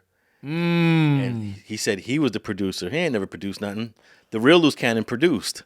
You know, so he's been lying since 2008. MySpace was back in like 2008, 2006. He's been lying. Correct. We went to the studio. He was with Ashanti and shit or whatever. And y'all know Del Dog from Main Street, right? That's my uncle, right? So we went to the studio or whatever. They was, I guess all the Main Streets was securing the studio for Nelly or whatever. Nelly brought one of his homeboys in. Or whatever, these niggas was like acting like since they paying a nigga from Main Street or whatever to protect him or whatever, it was cool. So this one nigga flossing around with said he had a gold frog, right? Nigga, the frog was big than a motherfucker. So a nigga from Main Street, nigga took off on Cuz, right? Bam, bam, bam. Next thing you know, he take the frog, right? Nigga, he come back an hour later and said, nigga, this is not gold, this is brass. They beat Cuz up again and made Nelly give him $10,000. Nigga, or they was gonna do that to him. So, nigga, I wouldn't have gave him shit, but shit, hey, that's how the game goes when you come to the West Coast. I even have MySpace text messages between the real Luce Cannon and the fake Luce Cannon. Because the fake Luce Cannon would be in the real Luce Cannon's DM back in the MySpace days. That's crazy. Yeah. So when he popped up in 2024, really late 2023, I was like, this dude is a fraud. Right off the bat, I knew he was a fraud. And it was crazy that it took a year before the general audience knew he was a fraud. Because like you said, when you first saw him on No Jumper, that would have been January of 2024. Some people were like, okay, this dude probably been around and did his thing. Yeah. But by the end of 2024, I think most people knew this dude was a fraud. Well, 100%. I knew that first No Jumper interview. I knew that was all lies. Well, yeah, I knew Munchie ain't nothing gonna pass Munchie. I knew that was all. Yeah, he knew. What you mean? You walked up to Meek Mill like you know what it is. Yeah, but to the average person, security looked the other way. But you could understand, like the average person probably thought he was who he was, right, Munch? I guess. Yeah, I mean, you have to like separate yourself from being Munchie B. You don't know nothing, right? And you're just listening to this dude. You're like, okay, this stuff does sound like it could happen, right? Because I'm sitting there thinking, I'm like, one, it's up that you airing out the big homies drama online because now you're not cool with them, and it sounds like you committing crimes in this. But it's like the classic LA tale of we caught a rapper out of bounds. Yeah, maybe he is thorough where he's from, but here he don't got all them straps. He don't got all those homies with him, so we taxed him so he can make it back home. I'm sure we can't go to Philly now, but hey, we don't ever want to go to Philly. We want to kick it on the block anyway. So I was like, damn, okay, maybe this, maybe it happened type thing. You know what I'm saying? Like I was more believing the pressing of Rick Ross than Meek Mill, but yeah, like just the more he talked and stuff, I was like, yeah, this is cap. Actually, I found an old clip of him that I put in a couple videos that I did before that it's undated, but it's somewhere between 06 and 08. And in that video, he's just talking mess. So if you see this old video of him young, and then you listen to what he's saying now, you'll be able to link the two and be like, this dude has just been a fabricator for the last 15 years. Right. But Kurupt is from 6 hours. Yeah, but it still is like, it's nothing over there like that. If he ain't breaking bread with the hood, niggas don't like him anyway because this nigga's a bitch anyway. And to keep it all honesty, niggas didn't fuck with him because he was a hood nigga. They fuck with him because he brought bread to the hood, brought dope to the hood. So when he wasn't bringing no money in, shit, he ran to the East Coast. And that's where he at, living in New York. Kurupt, you fuck with Storm and them. I know where you at. You best beware because when I see you, I'm going to break your motherfucking face, nigga. And tell Oklahoma Daz he's going to do what you, nigga. Okay, see? I'm going to break his face too, nigga. And Snoop, you ain't from motherfucking Long Beach originally. You from Mississippi. And then Spider had a run-in with him. Spider Loc had a run-in with him back in the late MySpace days about... He said he was in an elevator with Spider, and he said he was pressing him, and he was like, "Some cuz." He's like, "Don't say cuz, you ain't no crip." Spider like, "I ain't tripping. Yeah, that never happened. Never happened. And then I had J.O. Felony up here because J.O. Felony was highly offended. He was hot. That Luce told a story about knocking him out. Slapping him and knocking him out. Yeah. They're from the same hood? No, J.O.'s from San Diego. Oh, okay. Gotcha. I don't even think they've ever even met. Maybe they were in the same room one time. I don't know. I don't even think that. But, this dude was clever to get away with some stuff because he would find a way to mix the truth with the lie. Well, he found a way to get a video with Draco the Ruler before he passed. Mm-hmm. He found a way to get Nip on a song early in Nip's career. Yeah. Nip would have never done no song with him later in his career. He had to pay for that. Hey, yeah. Cause I need to ask YG, what was you doing on that song, bro? That was early in their careers. That was like 2010. YG came out. Didn't he debut in like 09 or 08? No. YG was out. I was in oh yeah, you're right. Yeah. Early high school. For sure. So that song with him and Nip, I believe, is dated 2010. Okay, yeah. So that makes sense. They were both just kind of popping off. Because Nip's Bullets Ain't Got No Name came out in 07. Those 3 back-to-back CDs. But the one he put out, is it the first marathon or something? That's the one that really I feel like he was polished on. That's when, because he kind of had a little bit more emotion than YG at that time. The one with Rose Clico on it or whatever, that was when his more like... I don't think Nipsey ever had more emotion than YG.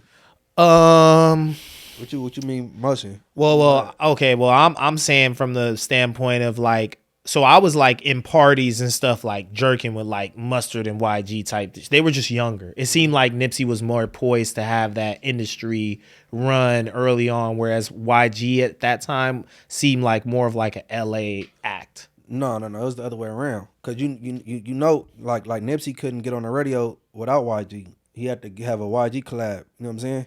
That wasn't a YG collab. That Nipsey song that made it on the radio. Last time that I checked. No, there's one before then. There's one before that where he samples the old 70s song or whatever. You got bitches ain't shit, but that's YG shit. There's one earlier than that. There's one earlier than that. Let all me the look songs, it up. like is. I think it's with the dude, man. Shut up! Don't talk to me. That's YG. No. Anytime it was a radio hit, it had to be with YG on the song, unless it was last time that I checked, and that was Nipsey's song. Nah, he had one way back in the day, bro. He had one way back in the day. I'm telling you, it was on Power 106. It had to be 08 then. It had to be 08. Oh, around that time, 09, I was in high school. I remember I heard it. Let me see. Nipsey Hussle. Y'all remember that artist, Man? He was from LA somewhere. Oh, you talking about the dude from West LA? I think so. MANN. Buzzing, yeah. Yeah, I remember that song, but look, listen. I'm just go back to the original thing. At no point did Nipsey have more emotion than YG. He ain't been on the tours he been on or the places he been. You know what I'm saying? Or sold the records. Yeah, I mean, I could be talking about perception. So I'm in high school at this point. So I'm closer in age to YG than I am to Nipsey. Mm-hmm. So I'm thinking at the time, you know, the way Nipsey was presenting himself and stuff, like Nipsey is next out the city, because you got to think who was before Nipsey, right? It was Game, and Game is all over Bullets Don't Got No Names, right? He's all over that. He's got like 3 songs on it, 2 songs on it, or something like that. So I'm thinking that Nipsey is gonna be the next like big studio guy to get a deal type thing. Whereas YG, you got to think the whole Jerk era and stuff. Like I've been saying, Ty Dolla was really the dude in that whole crew. To me, I thought Ty Dolla was gonna be the one to like blow early type shit. So you got YG, you got the Rejects, you got the Power Rangers. All them dudes is like making similar type music. No one knows what cream is gonna rise to the top. Then Tooted and Booted comes out and it's like, okay, all right, like this is a slapper. Like it's not just being played out here, it's being played in the Bay, it's being played in probably New York, wherever. You know what I'm saying? So that's when you kind of started to see it was about to be big for YG. But yeah, so it's just perception. I'm not saying that it's facts. This is just how I felt as a high schooler. You know what I'm saying? Just being in these places and stuff. Like even I was telling that story when me and Ralphie was talking about Draco about, you know, just being at a party that Mustard had DJ'd. When I know this is DJ Mustard, but he's DJing in the homegirl's backyard and we getting our freak on or whatever. You know what I'm saying? Just kid type shit over in Hawthorne somewhere. You know what I'm saying? And it's like, you don't know that he's like gonna become DJ Mustard. That still kind of blows my mind. You know what I'm saying? I caught DJ Mustard at the park. Well, I went to go videotape the police like raiding this park over there on La Brea and Stocker. And there was a bunch of young kids up in there, and DJ Mustard was one of the young kids in the video. It's on my channel. I think this was 09. So how old would have DJ Mustard been in 09? 09. So it says YG's 35. So he's 4 years older than me. If they're the same age, he was probably 18. He was probably like 18 at that time. When I went to overall, I was in the 8th, and Mustard was in the 7th. And they was pushing Pusha Inc. Yeah. See, Pusha Inc. That's how I really associated them as. It was like everybody had their little crews, their little dance crews and stuff like that. I know YG from way back then. But can you imagine being on the internet and able to tell tall tales? But one of the true tales is, yeah, I got a song with YG and Nipsey. Yeah. Which is true. Yeah. And then, look, another thing I wanted to say about Luce Cannon, fair play to him, later on in his career and the more No Jumper appearances he made, he kind of became more of an entertainer. Some of this shit he was saying was funny. I couldn't believe. You know what I'm saying? Look, I couldn't believe, Munchie, when we had Jay Stone here. And Jay Stone was like, "Oh yeah, when he says that, that's my shit. I laugh at that, sweetie." Yeah. And I was like, "You really like that?" He's like, "Yeah." Honestly, I still say it. I still say that shit. I thought it was corny. I thought it was completely corny. I thought that him screaming that should alert us that something's wrong with this dude. I never found him funny. Yeah, I don't think 4Xers is funny or entertaining, but Crip Mac is funny on accident. Mm-hmm. Like he funny, but But like, we gotta act dumb to be entertaining. Is that what you're saying, Rick? No, not at all. Faux extra, Crip Mac, Luce Cannon, all going viral for what? Let's be real though with Crip Mac. Y'all remember Crip Mac's first video in the county? Y'all remember Crip Mac's first video in the county pressing Cardi B? No. Where he was like, just saying the word. I can't even repeat half the shit he said in the video. But it was funny because I felt like we weren't laughing with him, we were laughing at him. It was like, yo, you got to be careful with some of these street dudes because they really ain't all up there. You feel me? No, Crip Mac is funny to me though. Okay, when he found out that Nas X was gay, he has moments.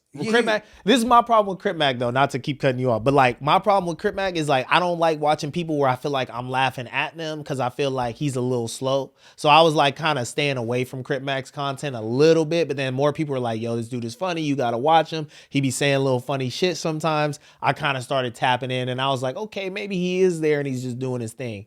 4 extras though and Luce Cannon, these are lucid individuals. They know what they're doing and what they're saying and they're following the internet playbook to get on. They got a catchphrase. I never heard nothing fun. I never heard nothing funny out of 4 extras mouth except for his mispronunciations of words. I never like Adams. Well, I never like, said. He I called never Adam said 22 Adams like the street. I never said 4 extras was no funny, jumpers or he, instead of verbatim or I'm like damn bro ain't nobody gonna tell. Hey, but like he not fun. But I'm talking about all the gimmick because it's a lane for gimmick. Gimmick. There we go. Gimmick. You know what I'm saying? The gimmick content creators. Crip Mac kind of I ain't gonna lie he disrespectful by the mouth but he funny though. He had his moments. I'm not saying 4 extras is funny. The cat was he was in the car with Lupe. He can't drive. He was like she was scared. He like stop acting like a custard. Yeah. No, he's like the godfather for all that shit. Yeah, but I don't know. I'm just saying what I'm saying is that I saw Luce grow into some kind of like entertainer, you know, as he kind of like matured and he should have just kept that route. He should have tried to go the hard way, right? Just be entertaining, be funny, learn how to talk on podcasts. Don't get up here and be lying for clout. Who? Loose. But that's how he made his name. No. He can't help it. He a pathological. He has a little bit of a problem with that, right? He lied. Pathological lie. Like off the like impulse. He lied. His first thing is to lie. Yeah. He can't help it.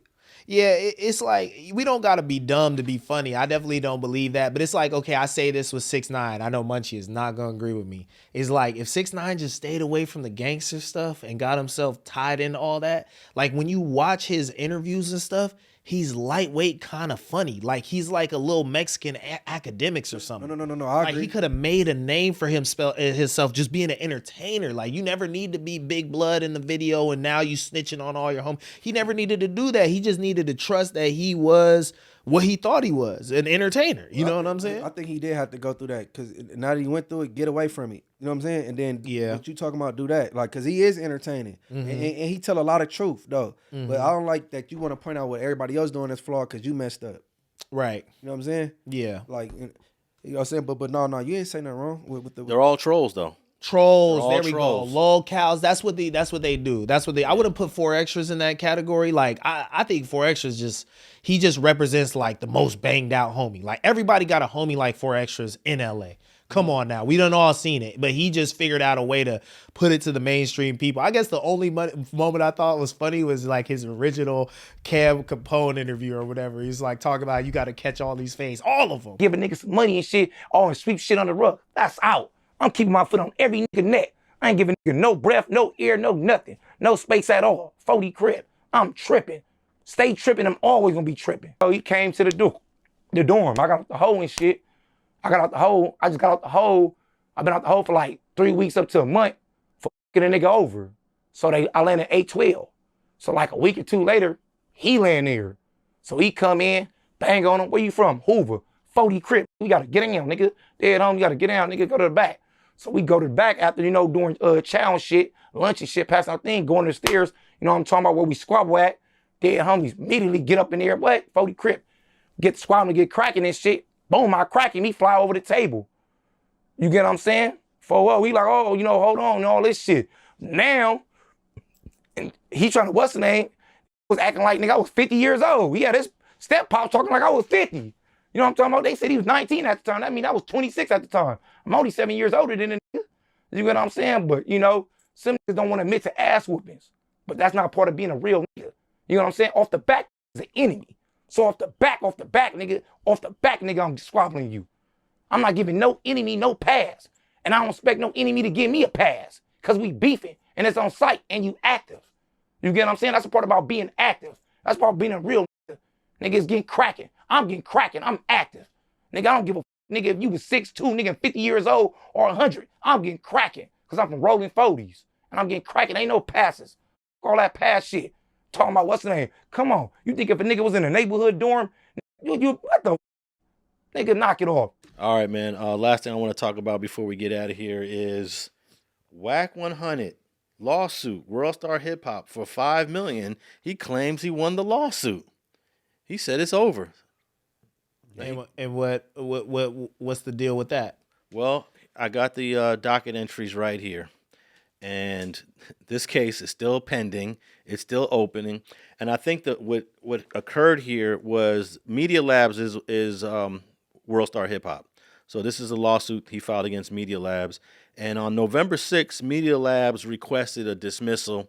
And basically the judge said, no, we're not going to dismiss the case. It's still going to go forward. So on November 7th, the case is removed from the special status.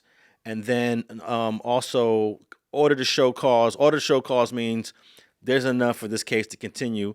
And look at the next court date. Order to show cause. In the beat top of the year. January 9th, 2026. This case is still going. There is no settlement. No one won any money. And it seems as if he's going around on Clubhouse talking about he won the case. And this is crazy. The amount of blatant lies that are told. Like, what type of person do you have to be to tell a lie that we can all just go look it up to see if it's true or not? It's one thing to tell a lie that we don't really know, we can't find out, but to tell a lie that anybody could just use their fingertips to go pull it up is, to me, diabolical. It's like, I don't even want to ever hear from you again if your level of lies is so egregious that it'll take me 5 seconds to dissect it. Why are we listening to a person like this? Why is this person even entertaining, Munchie?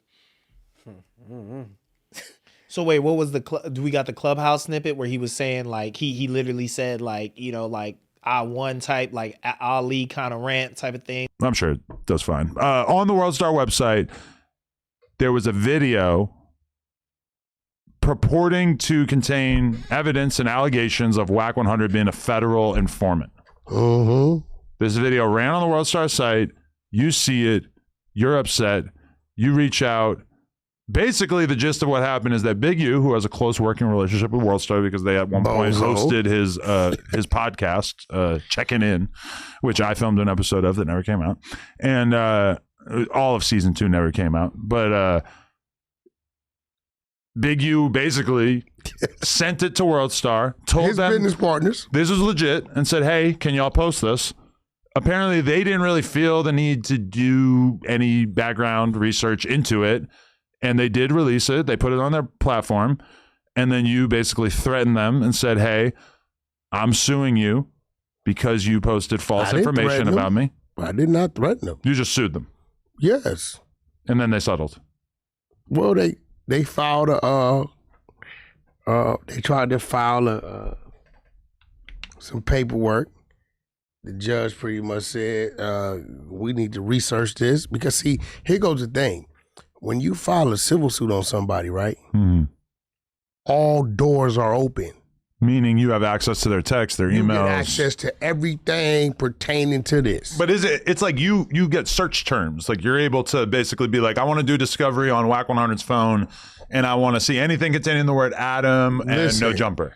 You get to open the files up to a case, everything. Thorough, full investigation, right? It was crazy because it's a document that says that whoever this back CS2 dude is in fear of his family in the main streets. I'm not from main streets. I've never stepped foot in the main streets in my life. I may have drove down the street, but I've never been in the main streets. And he was a low-level drug dealer, right? I'm not a drug dealer. And if I was a drug dealer, I definitely wouldn't be a low-level one if that's what I had chose to do. But they ran their narrative, Big U with his slow ass, right? Went over there with his business partners, and this is what's funny, and got them to do it. They trusted it, right? When I filed the suit, they doubled back to him. Hey, send us, he ain't have nothing. Right? So the judge like, hey, put it on the table. Right? Ain't nothing there. There's nothing to show that this man is whoever this individual is. But so this got to the point where it was almost going to go to trial? Hell yeah. Because at this point in time, when they filed their motion and the judge was like, no, y'all got to put it on the table. How much do you think you spent? Who? On challenging them? Like, I mean, it costs a lot of money to prepare this kind of legal defense. I don't know, because this is what I tell people. Look, man, I'm not one of these dudes. You should understand this. Well, I don't know how you do yours. My attorneys stay on continuous retainer. So I don't really get bills like that because it's a continuous thing that just goes to them. But what the f are your lawyers doing the rest of the time? Because I'm not like... It doesn't matter. But it doesn't matter. When it pops up, they deal with it. I may have 2-3 things going on at one time. You got to remember, it just ain't for me. It's for my clients as well, right? So depending on what's going on, I may put them on it. So I can ask them, you know what I mean? I know we did all right. You know what I'm saying? Would you say that this... I know we wasn't 5 figures. I know we was 6 figures. We was 6 figures. We was 6 figures. That's a headline on No Jumper. Yeah, I just didn't click on it. Yeah, I'm not up to date because he be sending me the Clubhouse stuff. Like I don't get none of my Clubhouse information if it's not in the group chat or something like that. But I know that no one's going for it because 80% of the comments are like, lies. Well, all this comment section look like that. Yeah. Hey, that's bad when your own comments on your own channel aren't even rocking with you. So are we just watching a clown show? Is that what we're being entertained by? It's more of a clown show. Rock the clown. One of the things I don't agree with is that all press is good press. I will never ever agree with that slogan. I don't like that slogan either. I don't agree with it. There's some people that die by that. Yeah. I don't care what they're saying about me. As long as my name is in the press, I'm happy. Yeah, we like to sometimes on the show we like to do a like either or with the girls, and recently we asked the last one, would you rather go viral for the wrong reason or never go viral at all? And what's the percentages on that? She said the wrong reason. She was like, I feel like I've already been viral for the wrong reason, because a lot of these girls got OFs and stuff like that. Yeah, they don't care. They don't care. If you got an OnlyFans page, that doesn't even matter to you. Right. Yeah. So I think a lot of people live and die by that. Not just speaking about this situation, but just a lot of stuff where people just rather have their name in the algorithm. You know what I'm saying? Like my homie had to put me on the phrase lolcow, where people have an audience that basically hates them and they feed their audience like reasons to hate them. You know what I'm saying? Whether it's like doing something embarrassing to themselves or, just like, in this circumstance where you guys are saying that he's lying about this, it's just something that I guess that people are engaging in on the internet. Wack doesn't claim to be a journalist. I think he looks at himself as more of an entertainment figure. So I guess if if he stands by the idea that all press is good press, if his name's in the algorithm and it's doing numbers and stuff, then he's okay with it, Well, he definitely gets mad at Munchie and myself when we expose some of his lies. He tends to go at us harder than anybody else that criticizes him. I've seen a little bit of it. Trust me, from the fan standpoint to now being in the into the group or whatever in the media, like hey, Wack said. Me too, you know what I'm saying? And I ain't even do anything. I was just on the couch type of thing. You didn't say nothing wrong. Hey, the funniest Wack moment was when he was in Las Vegas court via Zoom, and the prosecutor was tearing his ass up, exposing his lies. You want to authenticate that one? It's going to be live TV interview. Yeah, so you agree that you did a live TV interview, is that right?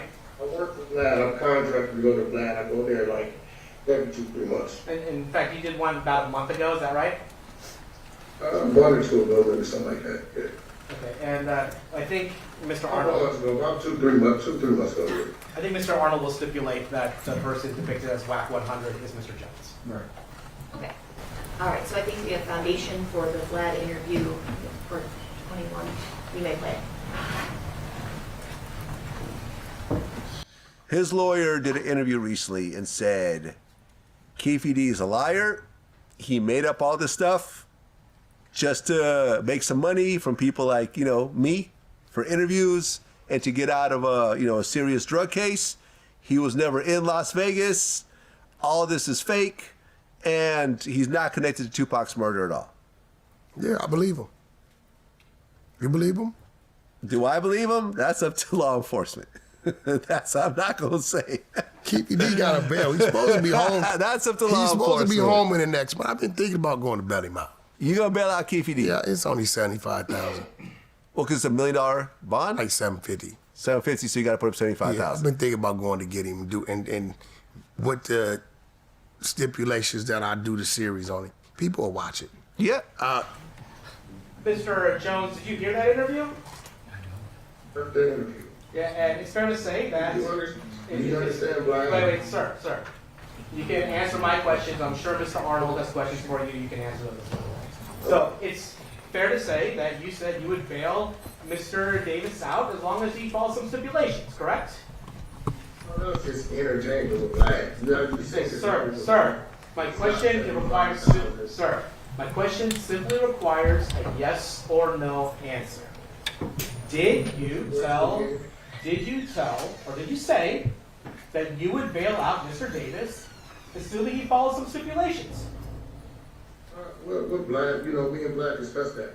Okay, We don't say that. We discussed what we're going to do before we interview. Now, everybody knows that about Vlad. And in fact, you said that you would bail him out in return for an agreement to do a series on Mr. Davis's life, correct? That's what I said to Vlad, but TPD is already involved with somebody. With that, I believe, with his book. I have no contracts with him or no dealings with him on that. Okay, so you're saying what you said there is just not true. We have, before you go on Vlad, you have a discussion about what you're going to talk about, what needs to be said so we can drive the views. There's nothing about Vlad or nothing about YouTube that says that we're being truthful about what we're saying. We're entertaining. I'm just, being truthful with you. I do a lot of interviews. I do interviews every week on No Jumper, and we sit there and we BS about things and we exaggerate things or we make up things. But it's a view thing. They pay you for that. Okay, so you are exaggerating or not telling the truth when you're on Vlad TV.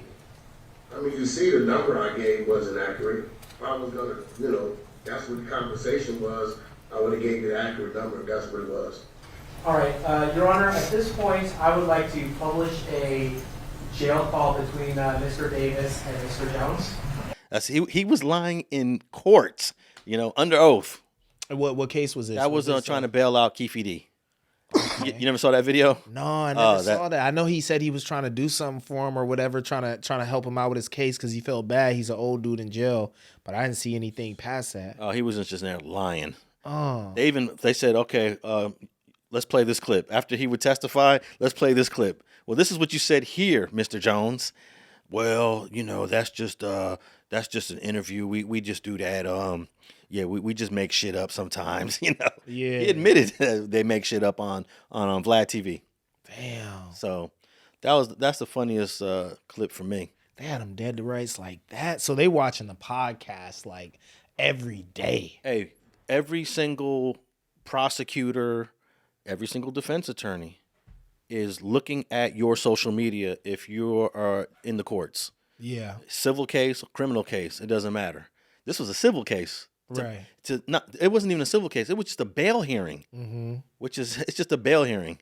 And they are dissecting everything he was lying about on the internet. Which ain't hard to do. Yeah, that's easy. That's easy. And it didn't make, it made a whole lot of sense that he had Luce Cannon as his right-hand man for a year. They were a perfect tandem. Yeah, well, but he like flunkies though. He don't deal with people his caliber. He deal with like that little crackhead dude off Clubhouse Beast. He deal with people like 600, Luce Cannon, like flunkies, like people like, you know what I'm saying? So, you know. Yeah, so he's on Clubhouse saying that he won the case. I'm not CS2 back. They owe me $5 million. And the next court date is in January of 2026. So that case is still going. It's probably going to end up going for about another year. We don't know what the outcome's going to be. I do. Well, you got a crystal ball that I don't have.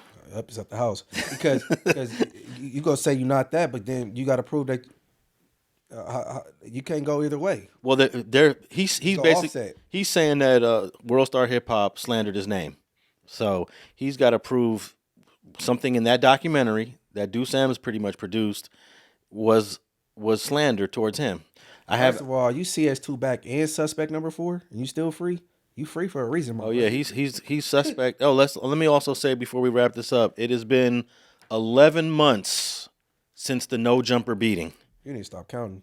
No, because I believe it's coming down. I believe that an indictment is coming down, and the longer it takes, the more it lets me know it's in the Fed's hands. It's out of Burbank's hands now. Because if it was in Burbank's hands, it would have been an arrest.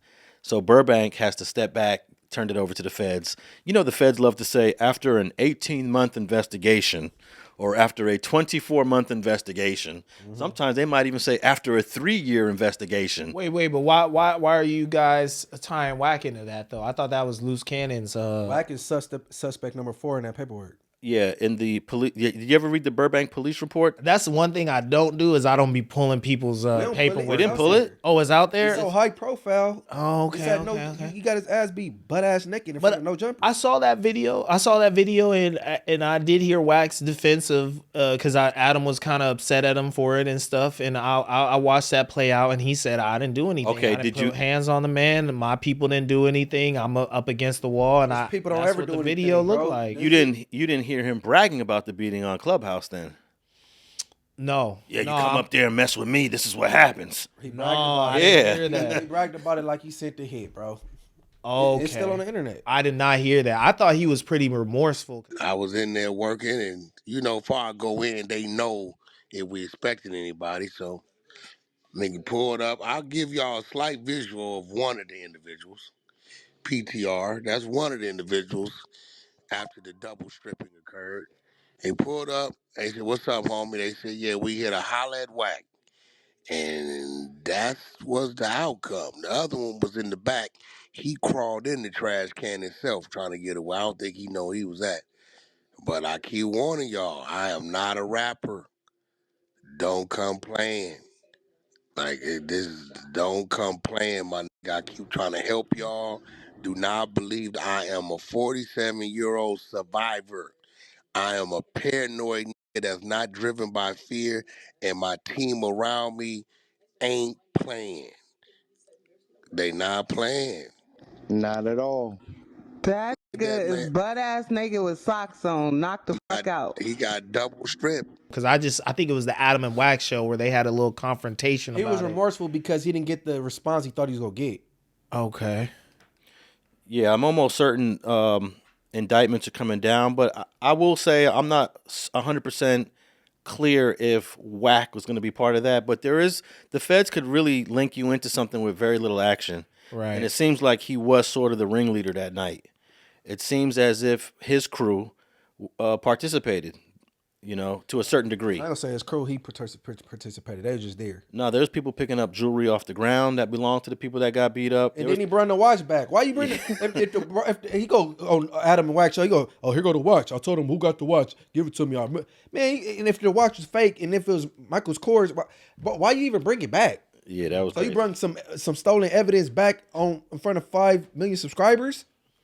I mean, he's a police. That is a deputy. All right, man. The fuck?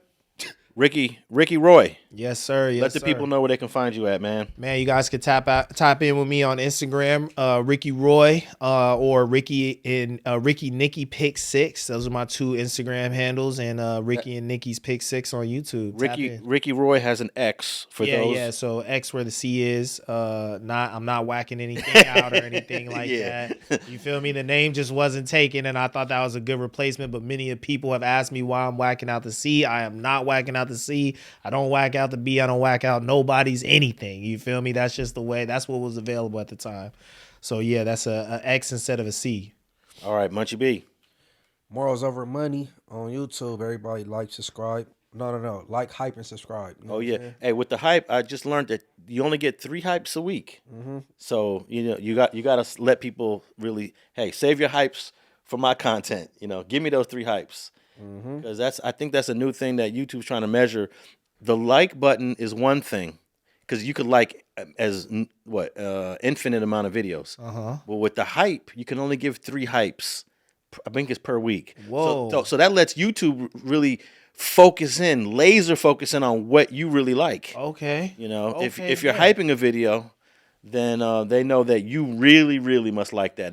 That's better than the like button. So like, hype, and subscribe, man. Morals Over Money. Like, hype, and subscribe. And if you're watching Street TV, I would appreciate one of your 3 hypes if you like the episode. If you're listening to us on any of the audio podcasts, please leave us a rating and a review. And clips of this episode, Straight Politicking, my bad. Episode 69 will be on the Street TV YouTube channel. Thanks for tapping in. We out.